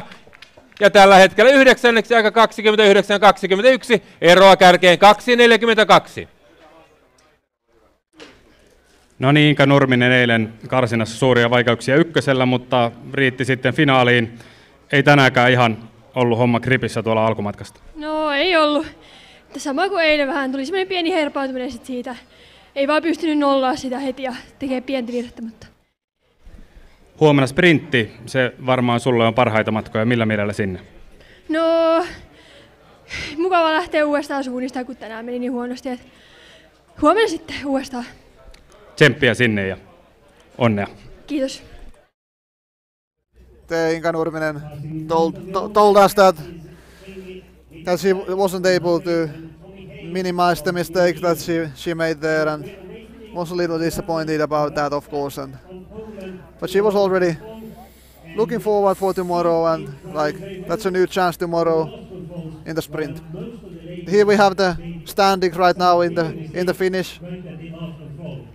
Termansen was leading with 1 second 600 meters before the finish, and now losing 47 seconds, so it was quite a big mistake. Yeah, definitely. On a leg that we beforehand thought was one of the easiest on the course. But obviously there are tracks from the PNC finals that confuses the runners there.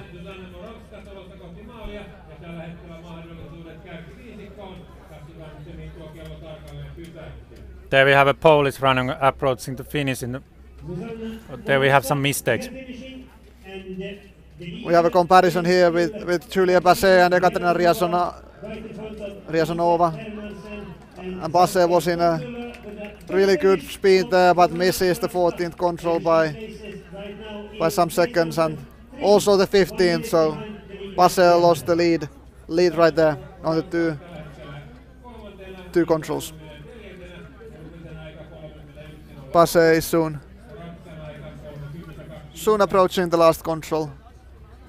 1 leg left to go. We just got a finish from the Polish runner Zuzana Morawska, taking a 3rd spot in the women's class, 1 minute and 3 seconds behind the leader Ekaterina Riazanova. And then there we have a finish from the Estonian guy.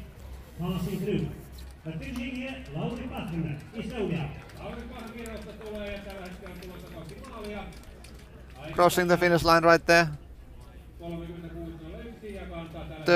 36 minutes, so not a very optimal race by Lauri Paan.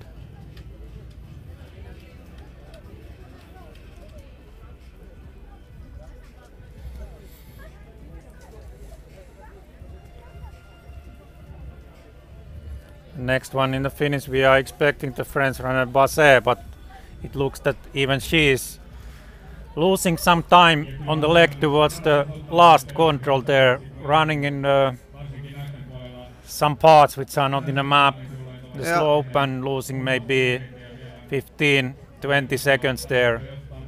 But she seems like she is correcting the mistake quite fast. Maybe looking at her compass once again there.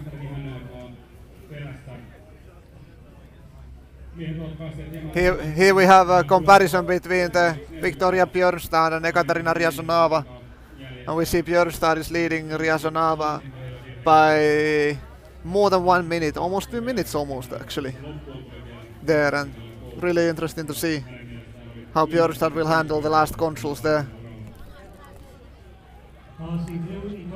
In the split, she's leading Julia Basset by 2.5 minutes and Riazanova by almost 3 minutes. So now Julia Basset is approaching. She's in last control. We see Luca screaming for his sister. She's fighting currently in the fourth place there, depending on her final speed, how it will be in the finish. Inka Nurminen was 3 seconds behind her in the last control.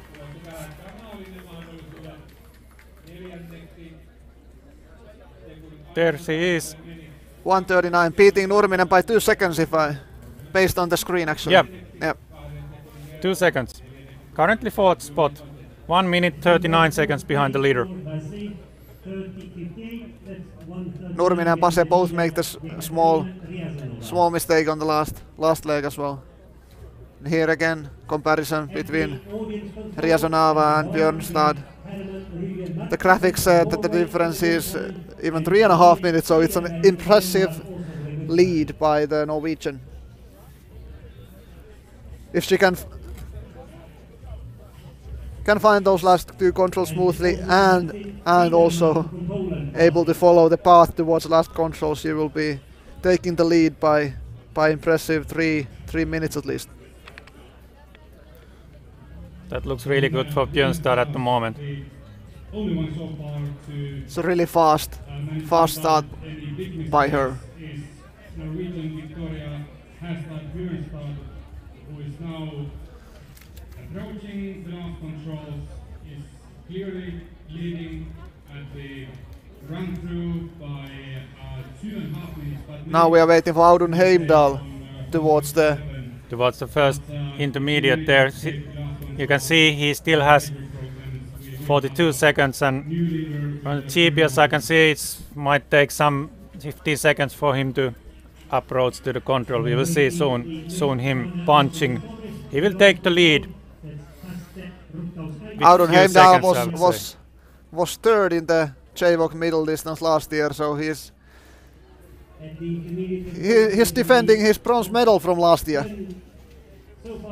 But at the arena passage it's really tight between him and Pascal Busch, but there he comes.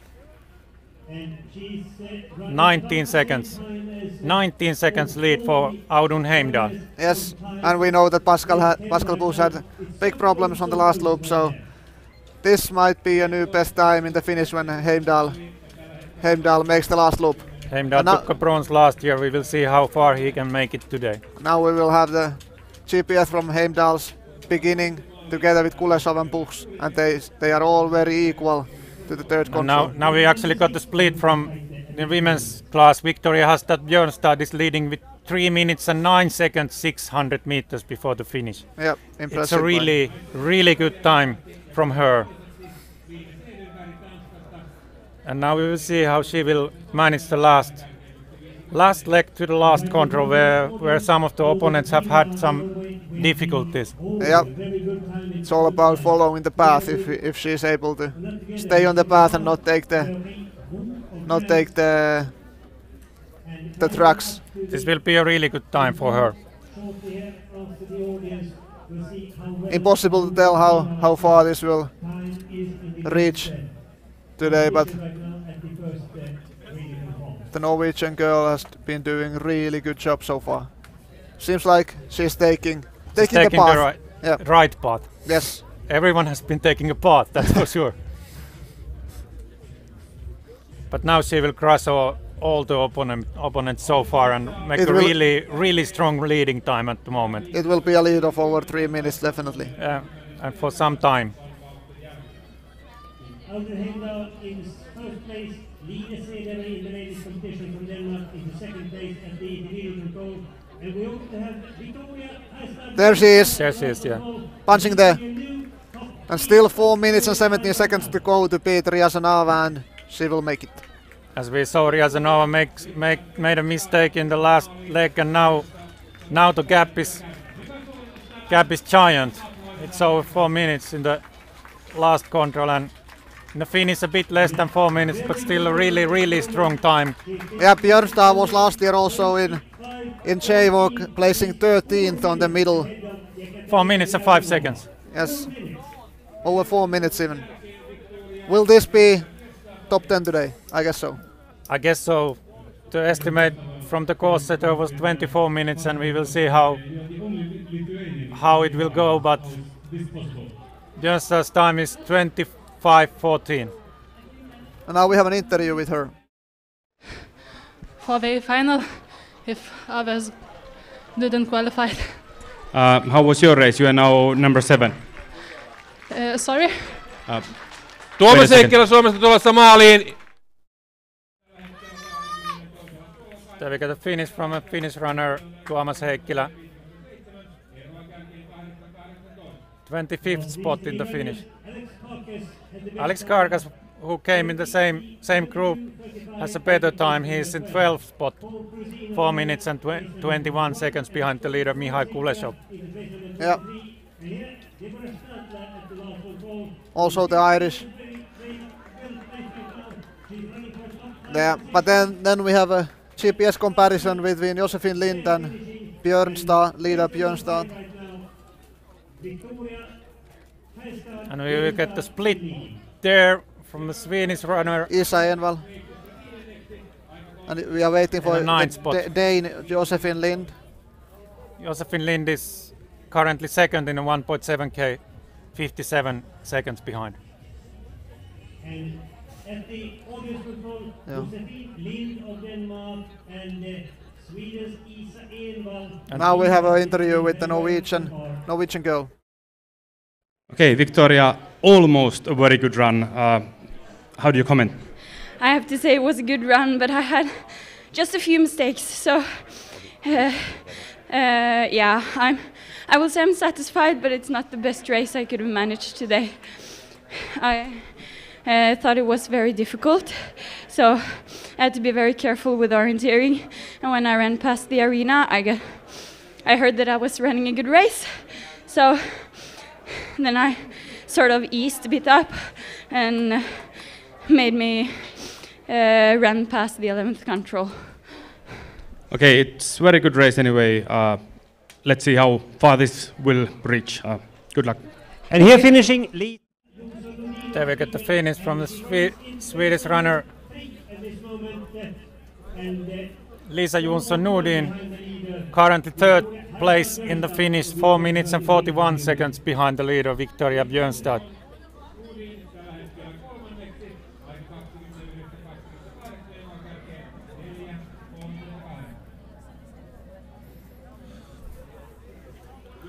And currently the runners. And here we have the standings in the finish in the women's category. We see the impressive lead by Victoria Hestad Björnstad from Norway, over 4 minutes faster than the Russian Ryazanova. Swede Jonsson Nordin currently third. And currently there are a couple of strong runners in the women's class executing the last loop. Line Cederberg, who is in third spot in the arena passage, 1 minute and 54 seconds behind, and also Josephine Lind from Denmark. They are both in the last loop at the moment, and it doesn't take too long until we get strong finishes from Danish runners if they are doing well. And now we are back to the GPS. There's a comparison between Björnstad and Nymalm. Ami Nymalm from Finland. It's a quite good start from Nymalm also. Yeah, Björnstad must have been really fast today, based on the gap that she has to the other competitors in the finish. So I think this is a really good start by Ami Nymalm. And we can see she is 4 seconds slower than Wańczuk at the control 3. Susanna Wańczuk from Poland. Seems like Nymalm is picking the fourth control also really well. Then there's a tricky downhill leg towards the fifth. If you take the right direction out of the control number 4, it's difficult to miss the fifth. And soon we will get the finish from the Czech runner Wojtek Sikora and the New Zealand runner Tommy Hayes, who started 2 minutes before Sikora. There, Hayes and Sikora. Hayes is a bit front. Yeah, but Sikora will be the fastest today. He has caught Hayes by 2 minutes. Sikora is fighting for 10th spot at the moment. He was in 10th spot punching the last control. And here they come, Hayes first and then Sikora finishing there 3 minutes, bit more than 3 minutes slower than Michal Kuleshov 10th right spot, now. exactly 3 minutes behind. Okay.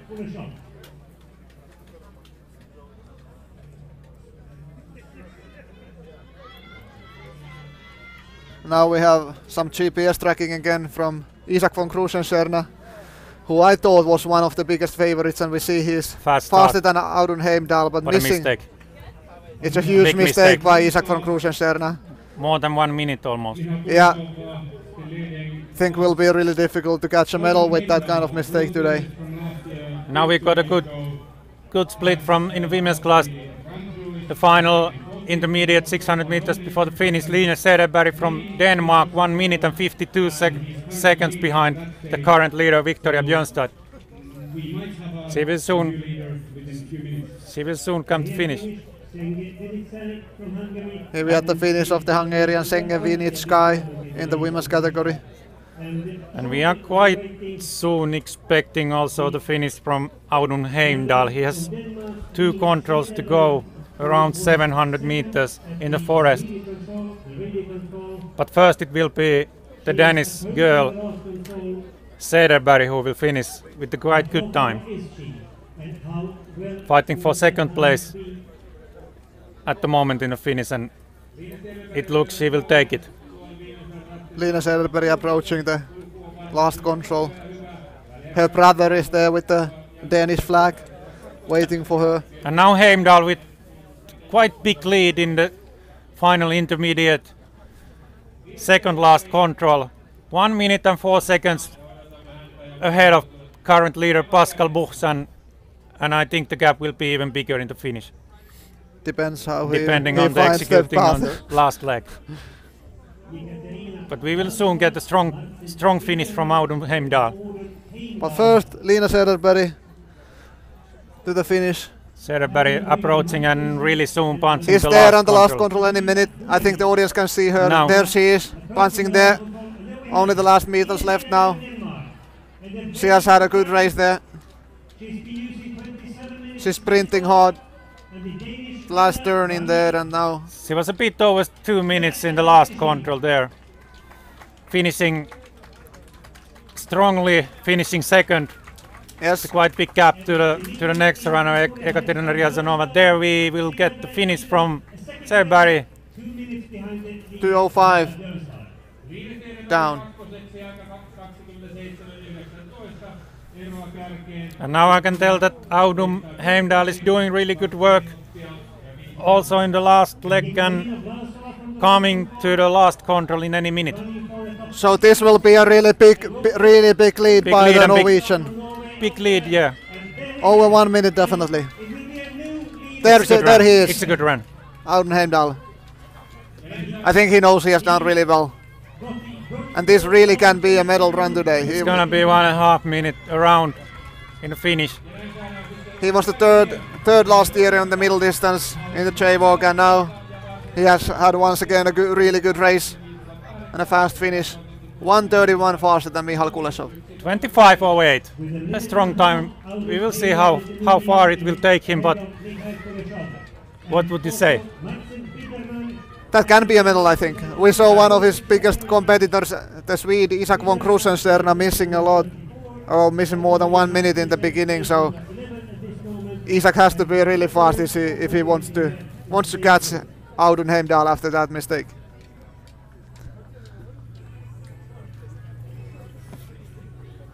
Hopefully we will get an interview with the new leader in the men's category, Audun Heimdal. Now we have a comparison between Audun Heimdal, Einar Melsom and Anton Forsberg. Melsom and Forsberg are currently still executing the first part of the race, but we can see the beginning of their and now we have the interview. You are now leading by 1:30. Are you satisfied yourself? Yes, I'm quite satisfied. I had some small, I don't know if I can call it mistakes, but maybe 10 seconds in a few controls in the beginning, but a stable and good race. How about yesterday? You were a little bit behind. Was it a conscious choice that you take it easy, or did you have some minor problems? No, the race yesterday was maybe better technically than today, but I took it a bit slowly. But yeah, I'm happy. Okay, how's your condition compared to last year and already 2 years ago back home in Norway? You were 5th, if I remember. Do you think this will be enough for medals? I hope it will be enough for medals, but I think it's not good enough for gold medal, but we'll see. We will see. Great race anyway. Thank you. Thank you. Heimdall was obviously happy with his race.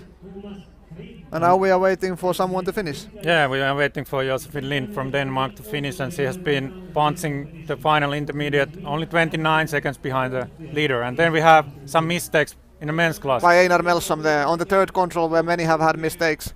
That was not the only one, I can tell you. Let's see. 45 seconds in there, and then she takes the lower route choice to fourth, which is difficult, and missing there again. Missing more than 1 minute in there. And this is now live, so we can see Melsom hasn't found the fourth control yet. And soon we will get Josephine Lind to the finish, but also waiting in the... Ami Nymalm probably. Yes, yeah. There she is, punching there. And also we are waiting for Isak von Kruis-Stjerna. Yeah, of course, Isak von Kruis-Stjerna. Ami Nymalm took a third spot in women's class, 1 minute 40 seconds behind the leader. Kruis-Stjerna missed 1 minute in the beginning on the third control, if I remember correct. And a bit suboptimal route choice there as well, so he hasn't been able to catch Heimdall on the first loop. And Heimdall did so well on the last loop, so I can say that Kruis-Stjerna won't catch Heimdall on the last loop. I think so. Good news for the Norwegians. One of the biggest threats on Heimdall's success today. Now we will soon get the finish from Josephine Lind. Currently 56 seconds behind in the last control, and there Kruis-Stjerna, 1 minute 8 seconds. No, 57 seconds behind the leader. Fifth spot, and there we have the Dane. Coming to the second spot in the finish, a really good run from Josephine Lind, Denmark. Number 2. Beating her teammate Lina Söderberg. 56 seconds behind. It's quite a good race from the Danish runner. Yes, quite stable by the Danes. Yeah. Both of them doing really stable races. Yeah. Good work in this technical terrain of Viitapohja. Yeah. I think they can be happy with the races.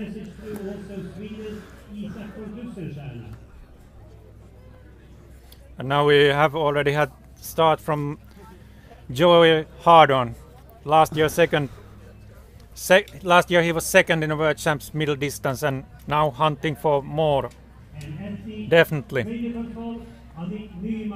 And his GPS looks really interesting at the moment, I can tell you. Now a Swede finishing there. Isa Envall, who started 2 minutes ahead of Josephine Lind. Actually has been running quite well the last loop. She's now a bit over 4 minutes behind. Fighting for 5th spot in the finish. Yeah. Isa Envall was actually not selected for the Swedish JWOC team in the first place. She was the first reserve, and when Hanna Hugas was not able to participate this week, Isa Envall stepped in. Took the fifth spot, 4 minutes and 17 seconds behind the leader.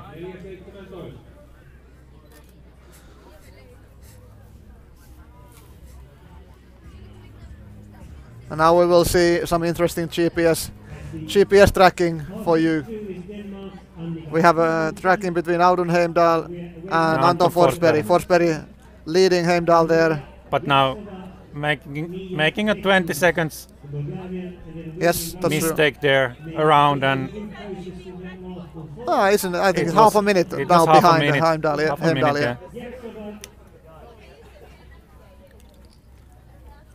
And Forsberg seems to turn a bit to right and probably taking the road. Now heading towards the road, I think.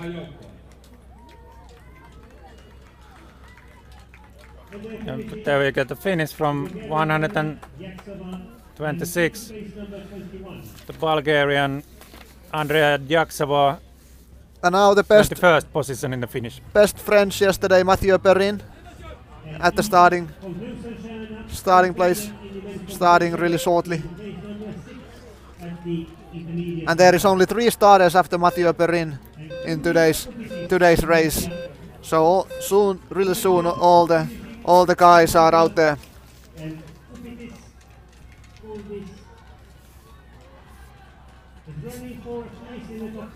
And now we have tracking with Forsberg, Heimdall and Alexis Sorsa.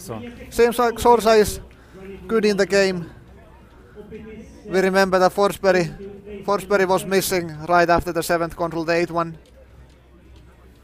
So Sorsa is now 30 seconds down on Heimdall, who is the current leader in the finish. And now we have a Russian finish from the Russian runner Kirill Komarov.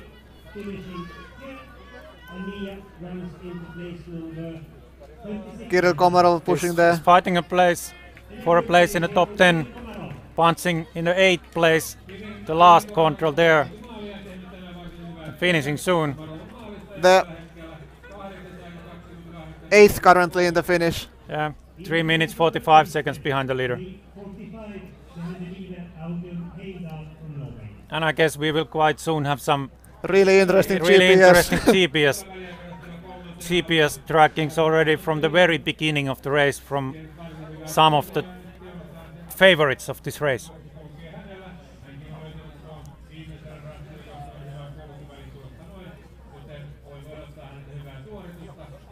But now in the starting line, only Ojano from Finland. Maybe the biggest favorite, or clearly the biggest favorite of this race. Yeah, definitely.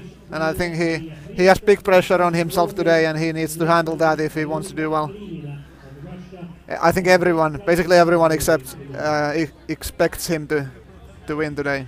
He was so impressive also yesterday in the qualification. In my opinion, I think he will handle the pressure today. We will see. We will see. Last year he wasn't in his best shape, I think, in the JWOC, and I think that was a big disappointment after the success in Norway 2015. We will get the strong. And now we will have some GPS fun for the spectators. From Joey Hardorn, the big favorite. Big problems in the beginning.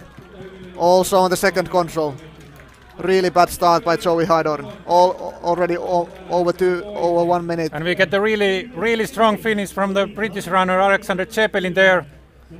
In the 2nd spot in the finish, 1 minute and 12 seconds behind Audun Heimdall. A strong run from the British runner.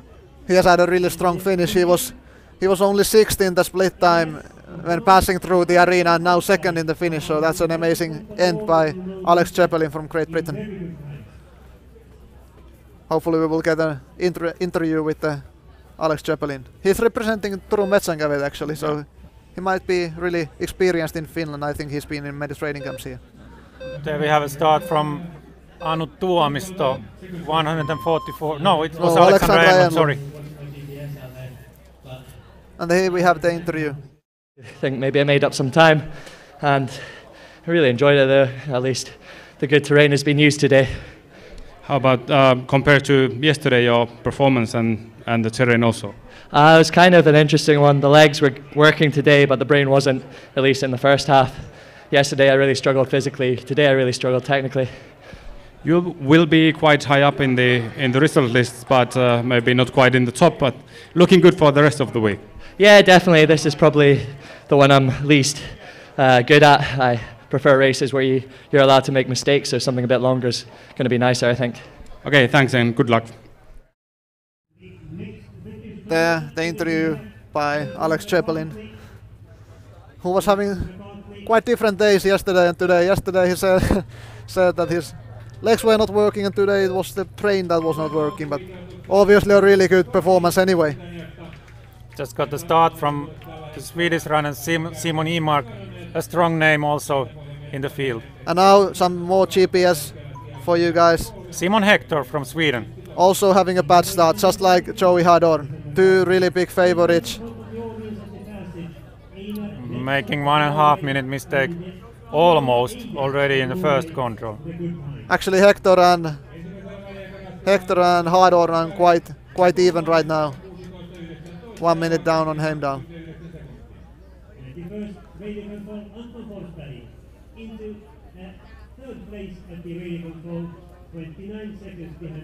We just got the new 3rd spot in the First intermediate from Anton Forsberg, Sweden, currently in the third spot, 29 seconds behind leader Audun Heimdal. Yeah, that's the 30-second mistake that he did at the 8th control.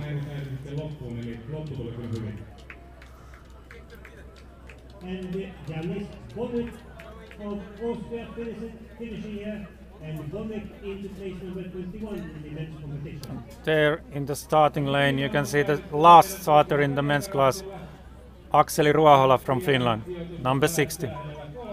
Yeah, he tied the lead with Mathieu Perrin yesterday in the qualification, and seems like they drew Akseli Ruohola to start the last today.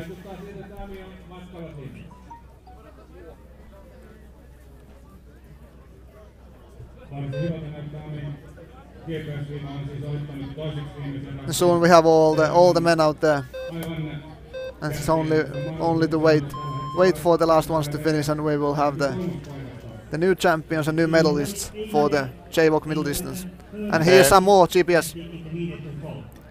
There is Henrik Johansson and Matthew Perrin. Both are ahead of Audun Heimdal currently there.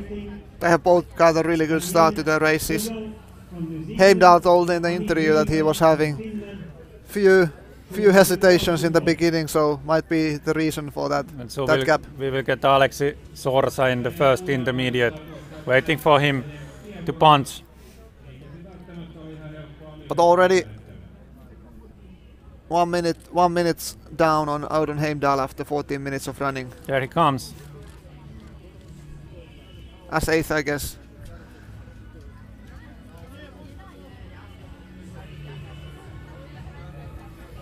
Exactly 6th place, 49 seconds behind, and we are also waiting for Amund Nyman to punch the last control with quite good time in the women's class, fighting for the third spot at the moment in the finish. And before her there's the New Zealand girl Danielle Goodall. And Ami Nyman really shortly to the last control. Really shortly coming to the last control. Will she have chances for Lina Cederberg? We will see. Off the record I can tell you that she also made some mistakes with the parts coming to the last control and maybe losing some valuable seconds there. There she comes. Punching the last control there, so half a minute time to beat Lina Cederberg. She has lost maybe 20-30 seconds on the way to the last control. 20 seconds. But still in the fight for the third spot in the finish. Yes, it's just about seconds there. Crossing the... It will be really tight.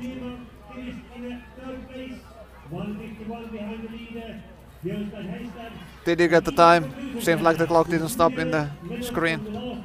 Yeah, she was third, and there we have Isa from Cruise-Tjörnä, the men's class, finishing second.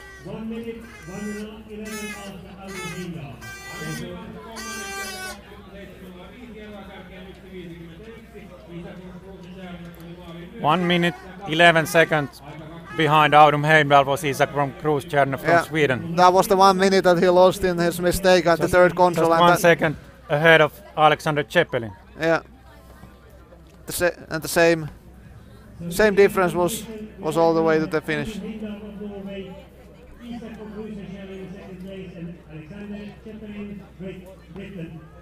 Considering the mistakes that many tough runners have made, I think the Heimdal's time is a really good one today. Now we will have an interview. 2 minutes behind third place currently. How do you comment on your running? The beginning went well, but in the beginning I was like, I couldn't run anymore. The hill really took all my powers, and in the end I didn't find the last control right away. What was the problem there on the way to the last control? I think the path was really, you couldn't right see it. There went like a path to the left, and then I realized, oh, it shouldn't go uphill, it should go downhill. Okay, but good job anyway. Good luck for the rest of the week. Thank you. Some more GPS for you to see. Johannesson and Ruohola. We saw Johannesson had a good start. However, Ruohola having some troubles the first control, like so many others as well. Seems like the first control has been really difficult for today for many runners. And now Ruohola already 1 minute and 10 seconds down on Johannesson. And Johannesson has already been in the first intermediate control and he's leading 2 seconds before Audun Heimdal there. Oh, that's interesting. That's very impressive. And there we have a finish from number 132. Annika Simonsen from Denmark.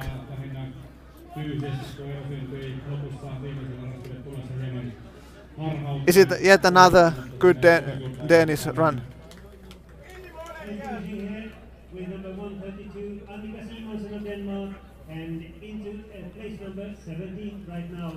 Not that good actually. Number 17, 6 minutes and 31 seconds behind the leader.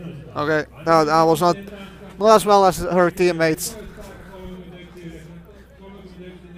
And now again some GPS tracking with Johannesson and Mathieu Perrin. I guess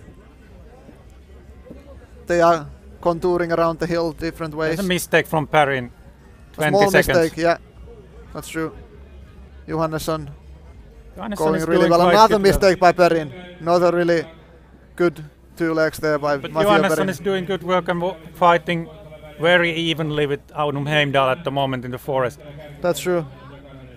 And soon we will get Joey hard on the first intermediate. As we have seen, his work has not been really strong so far, and he has lost already over 2 minutes in the forest, and that's too much. And there is Joey Hardon.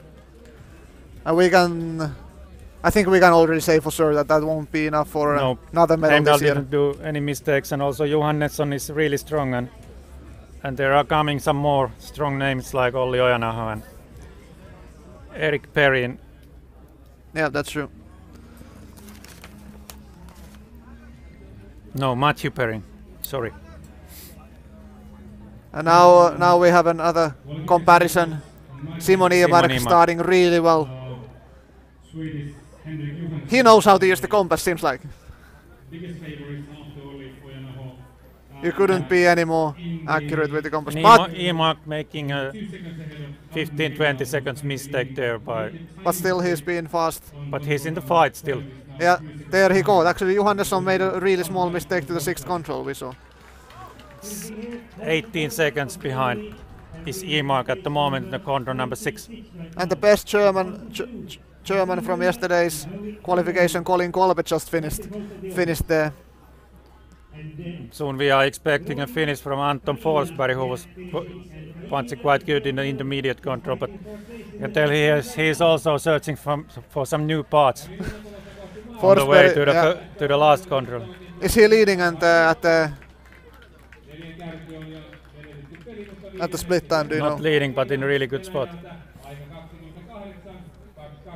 Let's see how fast Forsberg will find back to the path. So also having problems staying on the path.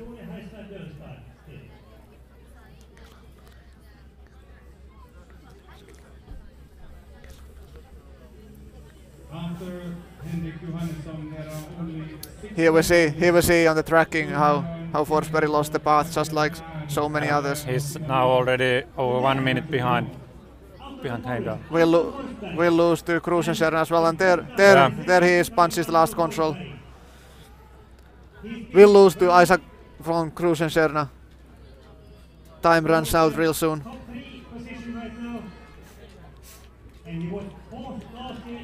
And also, of course, to Alex Zeppelin, because they were so close to each other. But taking the 4th place, I think.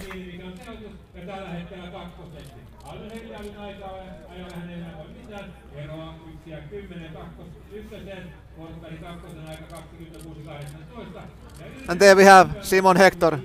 Losing his race already in the early part, and no medal for Simon Hector today either. It's been a really surprising start. First loop. There we have Olli Ojanaho. already there. Has caught Simon Hector by almost 4 minutes. And leading like with a really strong time.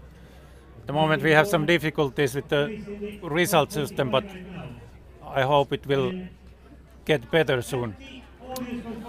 Olli Ojanaho leading with 1 minute and 4 seconds there.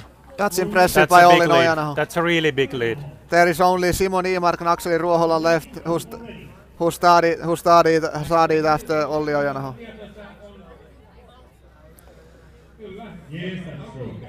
Unfortunately, Olli's GPS has not been awake since start, but it still looks that he has been doing perfect job so far and leading with over 1 minute there, running in the arena passage and going strongly towards the gold medal today. Yeah, seems like he has 1 minute time to lose on the last loop.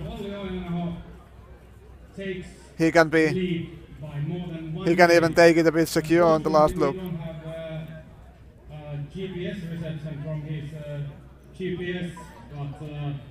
I think there are not any threats left in the forest to the first intermediate. There is Simon Imark, but I guess he's losing a bit time. And Akseli Ruohola, we saw his mistake already in the early part of the race, so Olli has a strong lead at the moment, but of course it's still more than 2 kilometers orienteering left. Of course he has to do it well until the very end, but also Imark won't make it to the not even the second place at the split time, so Olli Ojanaho is leading by over 1 minute there. There we get the finish from the Norwegian runner Ingeborg Eide in the last curve She's right now. Currently in 5th spot in the last control and coming strong to the finish. Currently fighting for the 5th spot. Strong finish from Ingeborg Eide, Norway. Finishing there with the 5th spot. Bit less than 3 minutes down on her teammate Victoria Hestad Björnstad. It's 2 minutes and 46 seconds behind Victoria Hestad Björnstad, who is still leading with the strong time in the finish. And soon we are waiting for some men to the finish. For example, Aleksi Sorsa is coming. But now the Danish Ida Öbro is on the way. We are waiting her to the last control now. And she's doing again well. Another Danish girl doing really strong today. Great teamwork from Denmark today.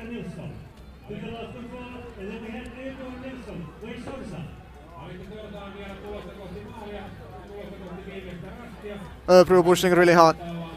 That's a really good race by the 3 Danes.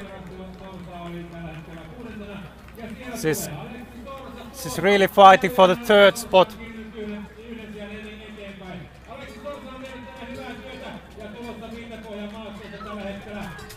And now Aleksi Sorsa strongly from finishing Finland, there. approaching the finish. He's pushing really hard. The best Finn so far in the finish. Taking the 6th place, I think. Place number 5 in the finish. 5th place, yeah. And it was Ida Öbro from Denmark taking the 4th spot in the women's class. She just came to the finish 1 minute and 59 seconds behind the leader. That's a good race by Aleksi Sorsa from Finland, I think. 1 minute 24 seconds behind the leader. Beat the Russian Michal Kuleshov by 7 seconds. They are actually... Is Kuleshov representing Espoon Suunta? I think so. Yeah, I think. So they are teammates in club level in Finland.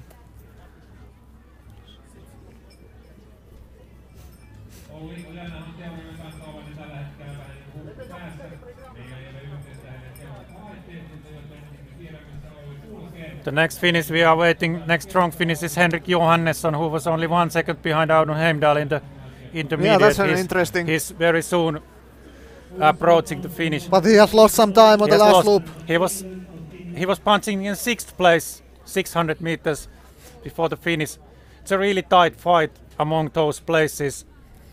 And now we have some GPS tracking with Heimdall and Johannesson. Here we see where Johannesson lost some time compared to Heimdall. There some slight hesitation in there.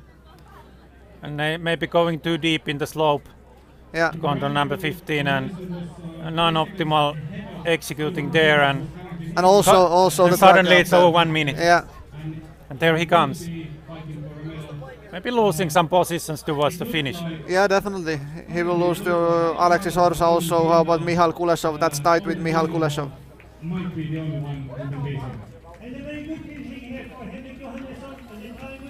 Johannesson finishing right there. 1:22. So he eventually beats. Just beats Alexis Horsa.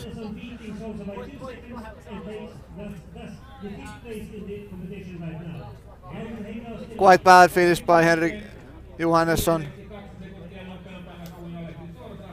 Must be a little disappointed with his finish. And Audun Heimdall is still leading the race. Soon we will get an interview with Henrik Johannesson. Doing a really good job until halfway. You were fighting for at least silver medal, but then something happened. What happened? I felt a little bit stressed when I ran out of the passing through arena. Did some small mistakes on free controls. Not that many seconds, but still a miss. Do you think the speaker sound and the audience affected your running? Maybe. I heard that I was in the lead, so I think it was that. Well, it will be at a good placing anyway, if not medal. Good luck for the rest of the week. Thank you. That was Henrik Johannesson, and we are waiting for Elias Jonsson of Norway to come.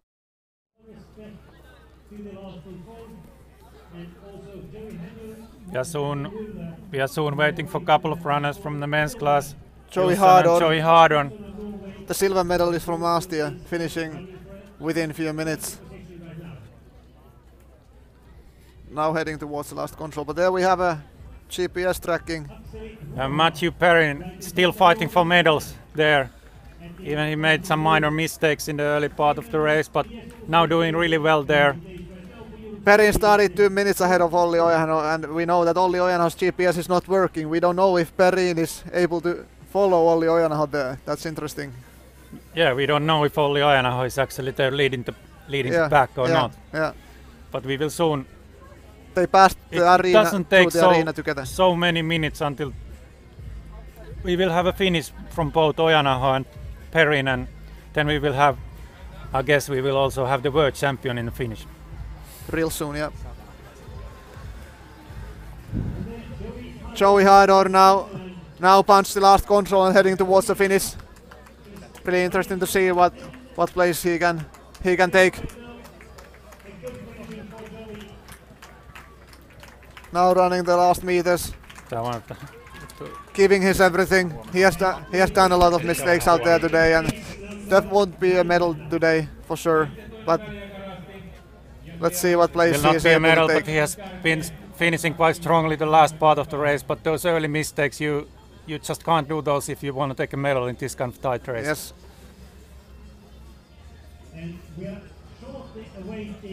Here again a comparison. I guess we will soon get Olli Ojanaho to the finish. Yeah, but there is audience gathering already to the last control, waiting for Olli Ojanaho there. But Perrin is still half a minute down on Audun Heimdall, so he won't be able to catch that. But maybe a third spot and bronze medal for France today. So we are waiting for world champion to come to the last control in minute or couple of minutes. Of course, Simon Niemark has also chances to top 3 today, depending on how he will execute the last loop of the race.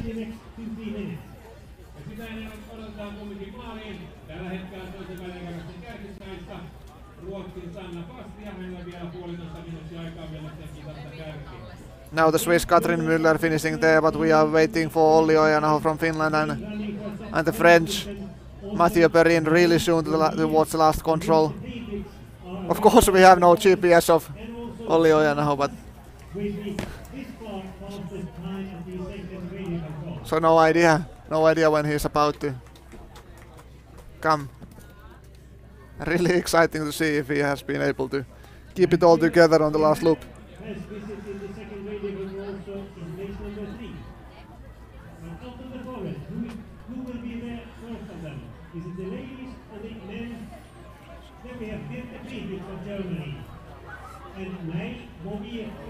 We are waiting for Olli Ojanaho, and there he comes. Olli Ojanaho there. And he will be the world champion today on the middle distance. Champion. 1.5 minute time to beat Aurun Heimdal. He takes the flag. Heimdal has been doing really good work in the last loop, but it's not enough to beat Ojanaho today. And there is the French guy. Here is the world champion, Olli Ojanaho, finishing now. Ojanaho taking the gold there. And the French guy right after He's taking the third spot in the exactly. finish. That's a third spot right now for the French, Mathieu Perrin, and it's really exciting to see if that will be a medal for the French people. We will see. It's all depends on Simon Imark, who started 2 minutes after Olli Ojanaho. 23:47 is the time today for Olli Ojanaho, and I think no one will beat him today.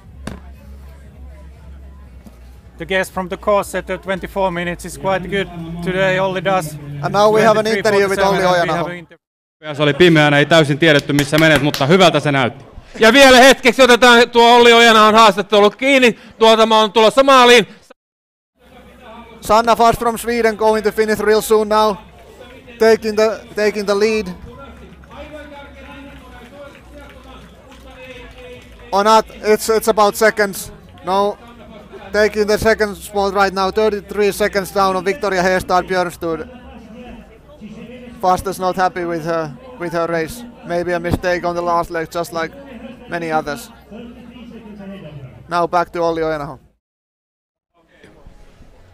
Okay, Olli Ojanaho, now in English. Your GPS was out, we didn't know how you were running, except that the splits looked good, but that went as planned, or how do you comment yourself? The first little bit until the arena passage was quite good. I was maybe a bit stressed in the beginning, and was a bit unsure the first two controls, but then it was okay. It was quite technical and demanding orienteering, but it went pretty well until the arena passage. Then I was running maybe a bit too fast and got quite tired, and yeah, we were running together with Matthew and Simon in the final loop and made some mistakes to controls there, so the final loop wasn't that good. How did you handle the pressure? You know you are the favorite, and if you do a good job, you are probably the fastest. Did you feel the pressure? Yeah, a little bit, but yeah, it was maybe most from my side, because last year JWOC went very badly for me, and also I was quite unhappy with my race at WOC in Estonia last week, so I really wanted to run well again, and it was very nice, especially the first loop was very good. In JWOC history so far, there has been only 4 runners who have 2 gold medals from middle distance, and now you are 5th. Congratulations. How about the rest of the week? Yeah.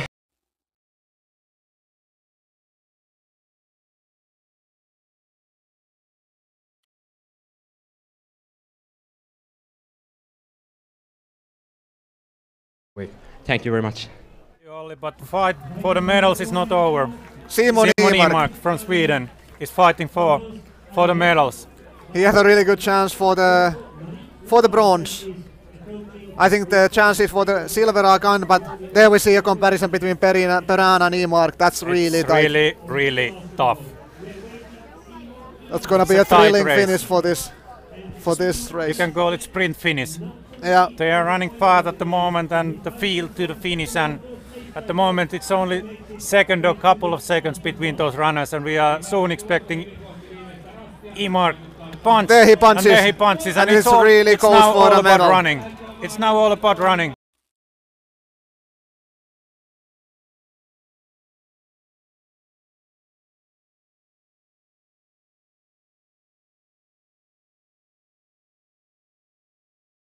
This is either a bronze medal for Sweden or France. Finishing right there, and let's see. What it's Imark. It's Sweden. It's Simon Imark. 1 second. 1 second faster than Mathieu 1 second Perrin. faster. And so the top 3 today in the men's category: Olli Ojanaho, 23:47, beating Audun Heimdal from Norway by 1 minute and 21 seconds. Third place Simon Imark, and there we have it. Except now it's a correct result list. A really good team performance by Sweden. We see 4 Swedes in the top, within the top 8. So really great performance by the whole Swedish team. And now we will move straight on to the women's race, which will last still for some time, and all the favorites are still in the forest. But first we will have an interview with Simon Imark. By Mathieu Perrin, 4th place. Lyhyesti Olli Ojanaho oli tyytyväinen alkulenkkiinsä, tuli loppumatkaa yhdessä ranskalaisen ja ruotsalaisen kanssa, ja pientä koukkua tuli siihen, ehkä pientä hermopainetta tuosta kuulutuksesta, mutta except that we didn't get the interview this time. So in the men's class we still have Akseli Ruohola in the forest fighting for top 10 place, and now in the women's class finishing Anna Dvorianskaya.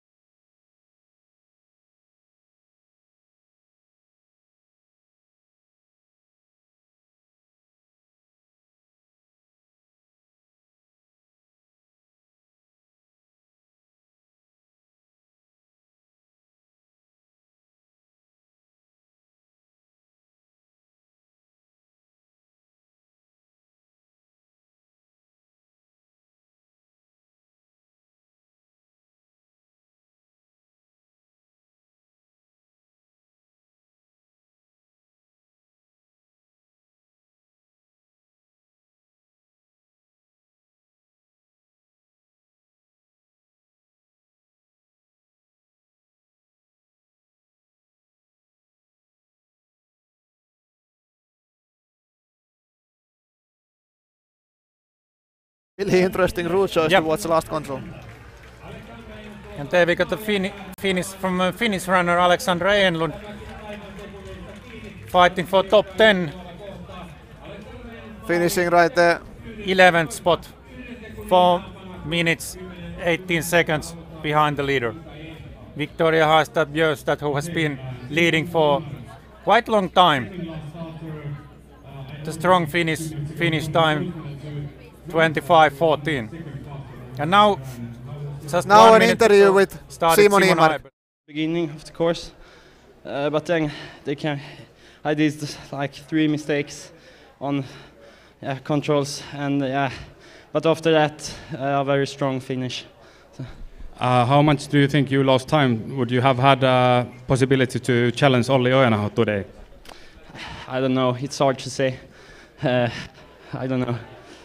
Anyway, excellent job, bronze medal. That's a good achievement, and good luck for the rest of the week. Thank you very much. There's Simon Imark, who was last year in JWOC middle 14th. Now getting a bronze medal, which is a great achievement by the Swede.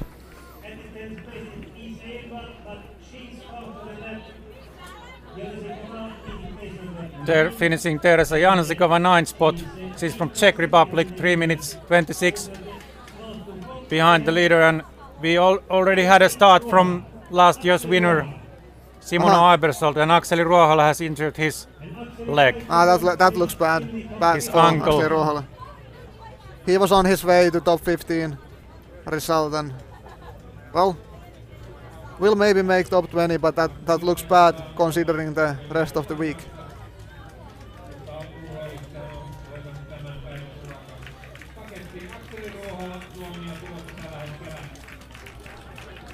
And from now on we will concentrate on the women's race, and there is the current leader, Victoria Hestad Björnstad. Comparison between Lotta Eerola, who just passed the arena, and Lotta Eerola at the 9th control just after the arena passing 1:22 behind. You can see a minor mistake there from Jönstad. Exactly, so it might be 1 minute now the gap down to Lotta Eerola. At the same time, Sophie Pahman at the start, one of the biggest favorites and also the last starter in the women's category. Won her heat yesterday and has done really well on training camps here in Tampere region this spring, so I believe she's one of the really strong ones today. And now all the runners are out there, most of them already in the finish as well, but the last girls just starting.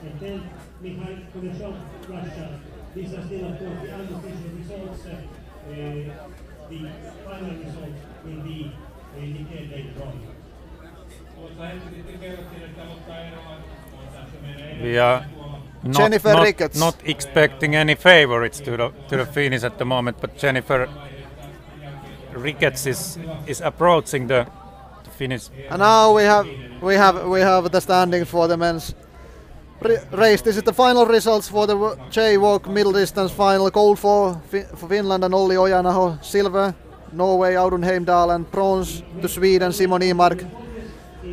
Mathieu Perrin from France 4th, lost 1 second for the bronze. Anton Forsberg Sweden, Isak von Krusenstjerna Sweden taking the 5th and 6th place. So that's the top 6 today.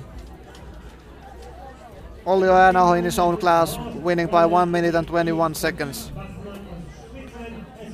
Something what everyone was expecting, I think, but of course Ojanaho had to do the job and he did it well enough. We just got a punch from Ingrid Lundanes in the first intermediate time, and she's currently in 8th place. 1 minute and 46 seconds behind leader Jönstad. Now we have a GPS tracking from Björstad, Tuomista and Kolsäter. Interesting comparison. Tuomisto already missing a lot on the first control. Playing herself out in the first control. Kolsäter starting really fast. Yeah, Kolsäter starting really well. We remember Björnstad is leading currently in the finish. She had a really good race throughout. And Kolsäter now doing really good job at the moment. Has been doing a clean race so far until the 6th control, and it looks good for her, at least in the beginning. Yeah. There we will have the long leg from the 7th control, and nice to see which route choice Kolsäter takes from there. The next strong name to the finish we are waiting for is Marie Olaussen from Norway. She has just been in the last intermediate control.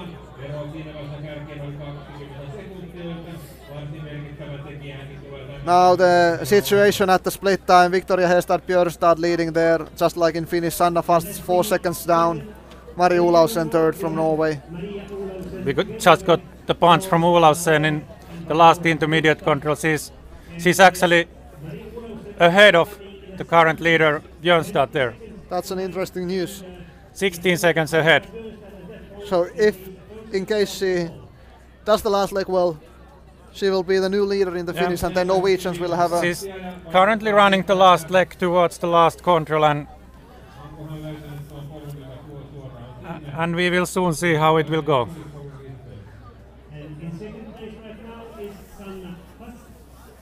Off the record, I can tell you that Olaussen is now making it really tight in the end and not finding the right junction of the path there and losing some valuable time.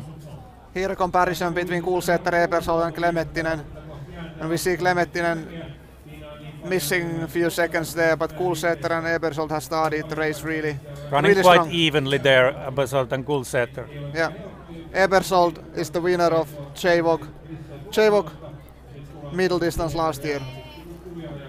And now it looks that Olaussen is again in the right track, but we will soon see how big that mistake was for her. She had 16 seconds, yeah.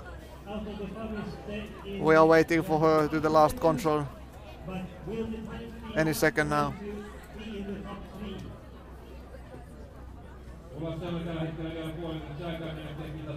She has only 30 seconds to. Here we see the mistake by Olausen. She was leading Björnstad there, but missed the path junction there. Had to correct, and now she's behind. She was so close, but then a fatal mistake came, and now the gap is quite big, actually. The time is already up to Hestad Björnstad. We are waiting Olausen still to the last control. She should be there any second. She has already lost to Sanna Fast as well. Yep, still fighting a place among the top 3 at the moment. Oh, the French girl started. I guess she will come back quite soon. We hope so. Yeah, there she comes. But where is Olausen? There. What's going on? There she is. She's losing some valuable seconds. A lot of seconds lost really there. much, because she was leading Björnstad with 16 seconds on the second last Now control. she's in the 3rd spot, fighting for the 3rd place in the finish with the Danish runner Josephine Lind, only 1 second ahead of Lind in the last control. And there it's all about the speed, the final 100 meters there. Pushing strong, pushing really strong. What will it be?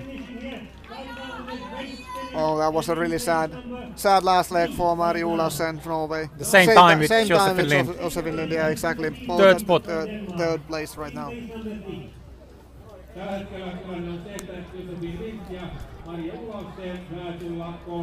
And we just got a new 4th place, Valerie Ebiser there. Now we also we are in GPS. Yeah. But Ebiser is in 4th spot in the first intermediate, 24 seconds behind the leader. There a real small mistake by Veera Klemetinen again, and Eberson the Kulseter seemed to be faster than Victoria Hestad Björnstad at that point of the race.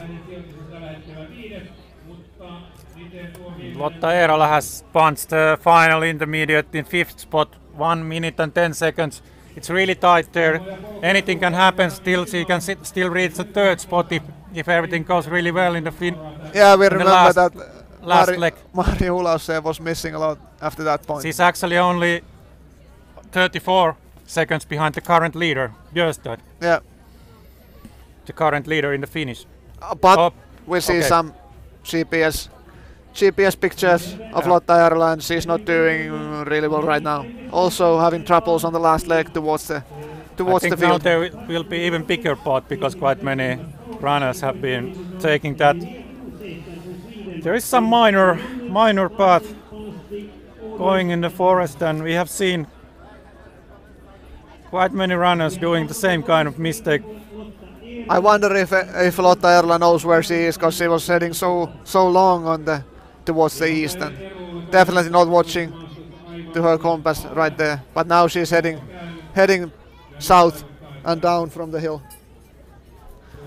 Losing quite much time there, and we have also got the split from Linnea Golsäter leading in the first intermediate with 8 seconds before Victoria Hestad Björnstad. 8 seconds is the gap at the moment. I think she has then lost a few seconds, because I think the gap was a bit bigger before the long leg. But here we are waiting for Lotta Eerola now. Let's see if she can beat Ami Nymalm. I think she will beat. Lotta is still punching 5th. Yeah. Fighting with her teammate Ami Nymalm. She's still punching in the 5th spot, pushing really hard. And I guess taking also the 5th spot in the finish. Yeah, seems like she looks fast. She's 10 seconds ahead of Ami Nymalm on the last control, so that will definitely be enough for the 5th place. Yeah. 1 minute 40 seconds. But it could have been enough for fighting for the bronze spot at the moment. She lost more than 1 minute on the last leg, which is and now we are also getting a intermediate from Simona Abersold, 27 seconds lead in the first intermediate there. That's a really good start by the gold medalist. The clear lead at the moment. Yeah, really good start by the gold medalist of last year's JWOC middle distance. Here we have the standings right now at the arena passage. Ebersold leading by 27 seconds down on Linnea Golsäter, and the current leader in the Finnish Victoria Hestad Björnstad 35 seconds down on Simona Ebersold.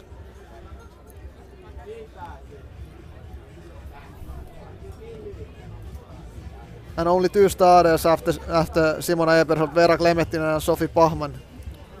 And here we have a comparison between Eberhold and Klemettinen. Klemettinen is also still in the game. He's doing actually quite good race so far and fighting for medals. Yeah, that's for sure. Definitely, he's definitely fighting for medals. Yeah, and definitely one of the, definitely the best Finn so far in this race. And now interview with Lotta Eerola. Joo, ihan viimeiselle rastille. Luulin lähteneen ihan rastille vievää polkua, mutta en sitten lähtenytkään. Ja tajusin se sitten vasta tuo vihreässä pöpelikössä ja siellä kans pääsi vähän rumiissa noin. Muuten ilmeisesti homma oli ihan hanskassa. Hyvältä näyttää GPS jälkeen. No jotain pieniä koukkuja tuli, mutta koko ajan oli sille hanskassa ja kyllä tuntui niinku fyysisesti tosi pahalta tuossa lopussa, että en tiedä. Ihan hauskaa! Kiitoksia, erinomainen panos tänne ja sulla on vielä vuosia aikaa tsemppiä loppuviikolle ja siitä eteenpäin. Kiitos. We just got the new sixth best time in the last intermediate. Ingrid Lundanes is fighting for place in the top 6 in the finish. She's 1 minute and 58 seconds behind. How many places can she catch? She can catch maybe 1 or 2 places, I guess, if everything goes well in the finish. But she's now approaching the last control, maybe 1 minute to go to the last control, and we will soon see her in the finish. And right now we are waiting for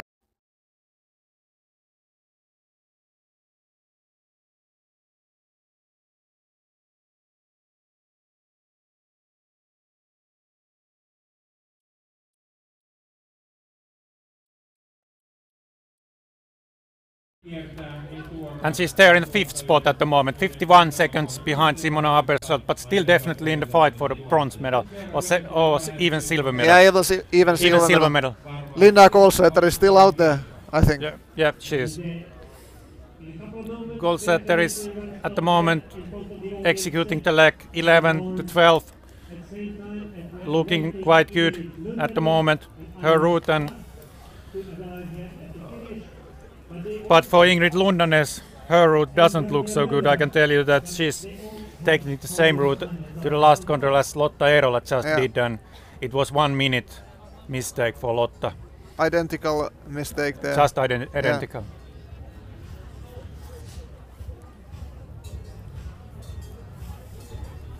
Would be really interesting to see that junction from the path where the track starts towards the hill up there.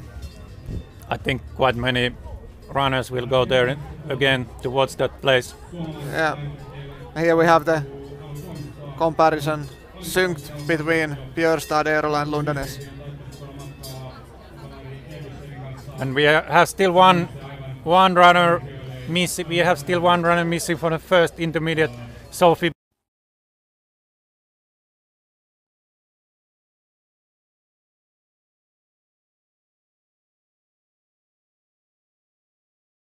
Bit late if we think about fighting for the medals today.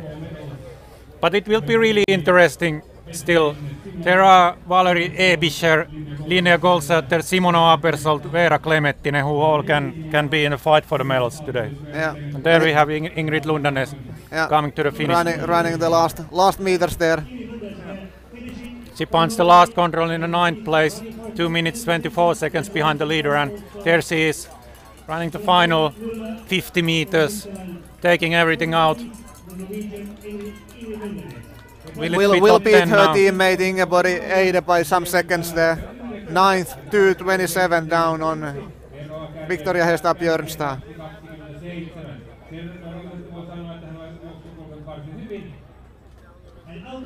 And she's studying the map. She is wondering what happened on the last leg. And now we are waiting for Sophie Bachmann, I think. Yeah. The last starter in the women's race. I guess she will be still in the top 10, but maybe not in a fight for the medals. We will soon get her time there. Top 10 for sure, yes.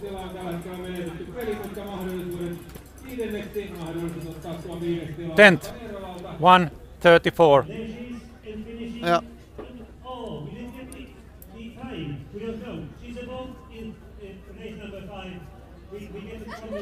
We just got a strong finish from Agnes Kraft.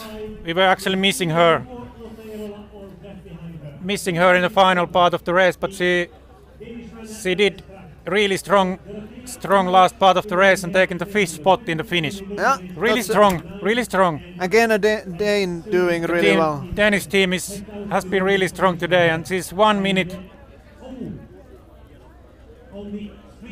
There are currently a bit over 1 minute behind the leader in the finish. There is currently 4 Danes within the top 10.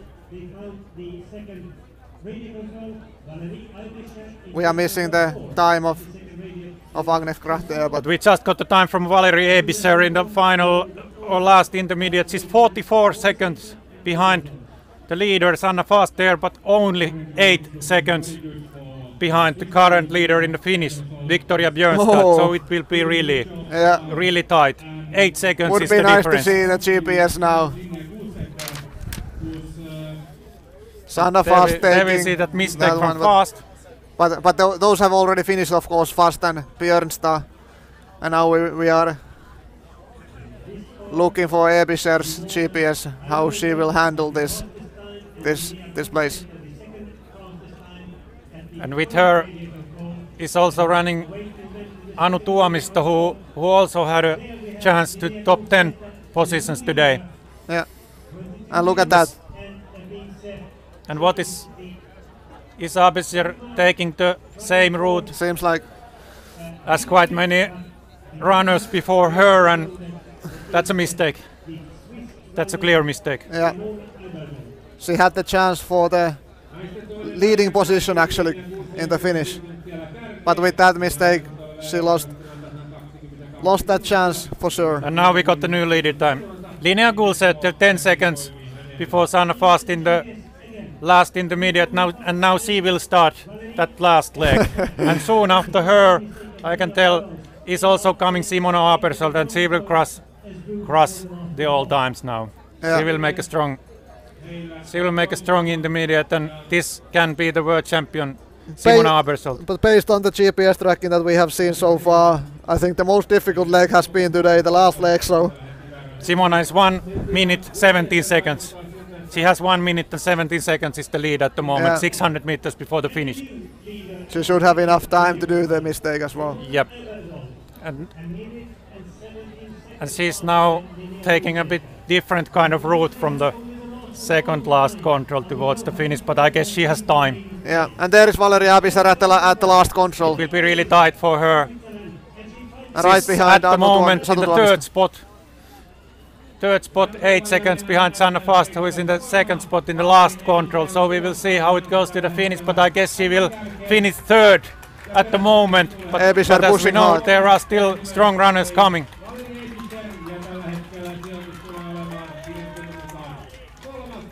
Taking the third place, 38 seconds slower than Norwegian Victoria Hestad Anu Björnstad. Tuomisto in the 12th position, 2:42 behind. And now Apersold has reached the right track towards the last control. But Linnea Gulsetter now at the last before control. her, Linnea Gulsetter. There she is. And she has 45 seconds. Will She has take the 45 lead. seconds. Will take the lead. Will take This the will lead at be the a medal moment. for Linnea Gulsetter today. It will not be a gold medal, but it looks like it will be a medal. I think it will be a medal for Linnea Gulsetter for sure. It will for sure. Yeah. It will for sure.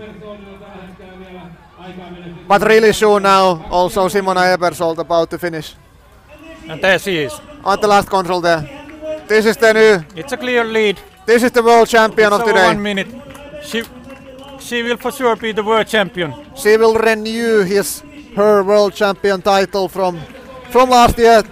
Last year taking three golds in Switzerland, Engadin, in the JWOC, and now taking yet more gold medal from JWOC, and this must be a great feeling. There she is. Yeah. Handling the pressure and taking the gold medal today with strong finish 23:15 for Simona Apersold. Clear lead, clear victory. Almost 2 minutes. Almost 2 minutes. Not And there actually. the congratulations from his father, who's also her coach. We are still missing the official time from Linnea Gulsäter in the finish. We will get it soon, I think. And our interview with Linnea Gulsäter. Mistake out on the 8th, and then I did a mistake in the 14th. So yeah, I'm not really satisfied, but it was really, really tough, especially the last control. The gap is quite big to Simona, so it would have been silver in any case. Good, congrats and good luck for the rest of the week. Thank you. Official time for Linnea Gulsäter, but she's approximately 1 minute and 20 seconds behind in the finish, and we still have one interesting runner who can reach the fight for the medals. Veera Klemettinen, she's approaching the last intermediate at the moment.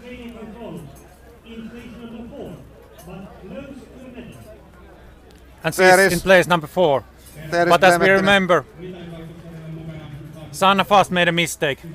Klemettinen. Yes, but now I saw the interview with Ebersold. I think so. Was it a perfect race? It was not really perfect, but it was a really, really good race. And I was so happy with it, and it's amazing that it's just that race that was so great and not another one. It was just a perfect moment. You've been in Finland for some time. How would you estimate the time here and these Junior World Championships as a step on your career towards senior races? Of course, I made so many experiences, and it's amazing how much I've learned during this year. And also the trainings, they were great, and the coaches, they were setting the controls, and yeah, I was just enjoying the time here, and I think there was pretty much training which was totally worth it. Is there someone special that you would like to give thanks to? I would like to thank to all the coaches who supported me during this time, and yeah, it was them who made it possible for me to stay in Tampere the whole year, and yeah, going home and coming again, and then having those trainings here and the great company. Okay, congratulations and good luck for the rest of the week. Yeah, and it will be really tight fight for the medals for Veera Klemettinen. She's approaching the last control there, and she's ahead of currently Björnstad. in the 3rd spot there, 11 seconds ahead of Victoria Björnstad, and I think she can hold it. That's really tight. I think she can hold it. Yeah, I think so. She will hold it. It's 13 seconds in the last control. She will hold it. That's she secure. will take the 3rd position, and that will be a bronze for Veera Klemettinen from Jyväskylä, Finland. There she is. Nice to see all the spectators cheering for her. Finishing that's a 3rd point. And there is still Sophie Bachmann in the forest, but she might be a bit late. She's a bit late compared to Veera Klemettinen, yeah. This is the standing right now in the finish. We are missing Sophie Bachmann, who might squeeze into this top 8. But the medals are clear. Simona Ebersold is the winner today. Linnea Gulsäter takes the silver, and Veera Klemettinen the bronze medalist in this JWOC middle Great distance. run for Klemettinen. Bachmann is also doing really good work in the final part of the race, but still she's a bit late. She's fighting for top 6 positions in the finish, but maybe not for the medals. Maybe 20-30 seconds late. Yeah, she will squeeze into the podium in case she can follow the path down from the hill. There she is, a bit behind Klemettinen and Björnstad.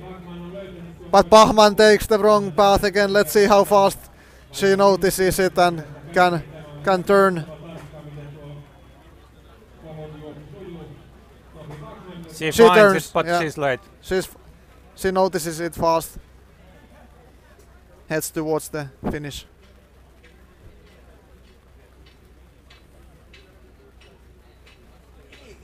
What place will it be? Top 6 for Bachmann definitely, but now the interview with Veera Klemettinen.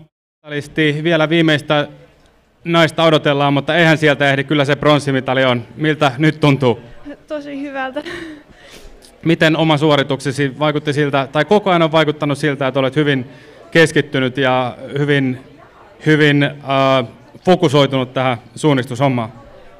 Joo, tuossa loppulenkillä ei enää suunnistus sujunut niin paljon, kuin oli niin väsynyt, mutta löysin ne rastit kuitenkin.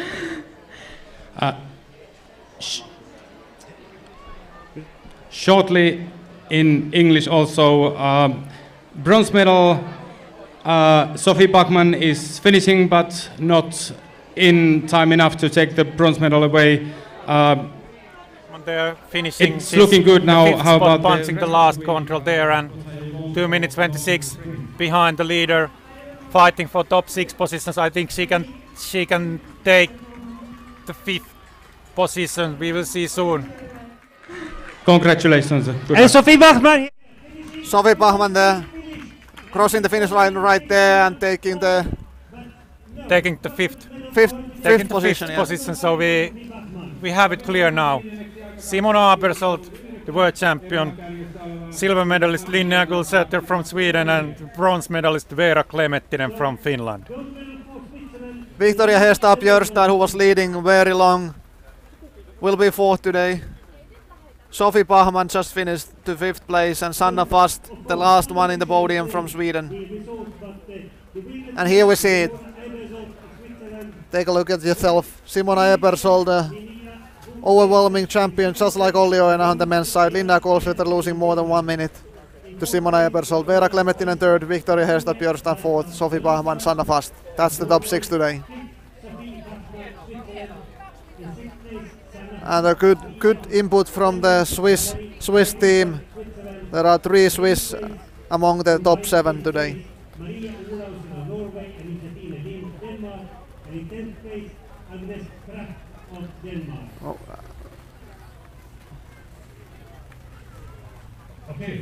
And now we will get an interview with Sophie Bachmann. Slightly disappointed, maybe some mistake in the beginning, or? Actually, not a big one. It was a lot more harder than yesterday, a lot more difficult. So I just had to go a little bit slower to still navigate clearly. Yeah, so I don't have a big mistake, maybe a small one to control 10. So yeah, overall I'm happy. You have a good reason to be happy. 5th place is a great achievement. You will be participating in the prize giving ceremony later on. You were slightly behind, about 1 minute behind in the beginning, and then kept the same pace. So maybe that was a good tactic then, that you kept the orienteering running. Yeah, I think so. Yeah. How about the sprint and long distance? How does this prepare you for those? Well, for the sprint, I mean, I just did look at the old maps, did some route choices, not too much. Yeah, but I'm excited for tomorrow and the next races, yeah. Okay, congrats for the 5th place and good luck. Thank you. That's Sophie Bachmann, who placed 5th today, was the last starter and did a good race. And now we will have a comparison between the medalists of today, Linnea Gulsäter, Simona Ebersold and Veera Klemettinen, and we will see how they did their job today.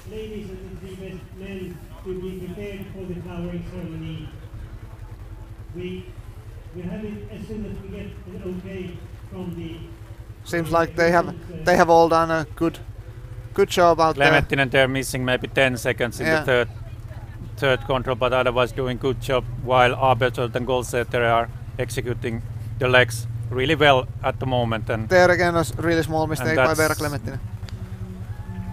That's why Klemettinen is losing a bit time. And I think here Klemettinen takes a suboptimal route to the road, losing few seconds there again. Gulsäter's decision to take a bit more road there was quite a good one compared to Klemettinen. Abersold maybe running a bit higher speed there, and you can see that in the uphill she's getting small gap towards the opponents, while Klemettinen and Gulsäter maybe having the same kind of speed all the time. And everyone taking the right route choice on this leg, I think, following the power line there. Klemettinen making a cut there, but that was maybe not any faster. But quite smooth work all throughout from these girls, and as we said, it was in such a short race and intense race, it's no time for mistakes. And both Klemettinen and Gulsäter making that same mistake towards the last control, costing them maybe 15 seconds, but otherwise quite good races from all those three, and it was just Ebischer making even cleaner race and maybe having a bit higher speed, and that's why she's now the world champion.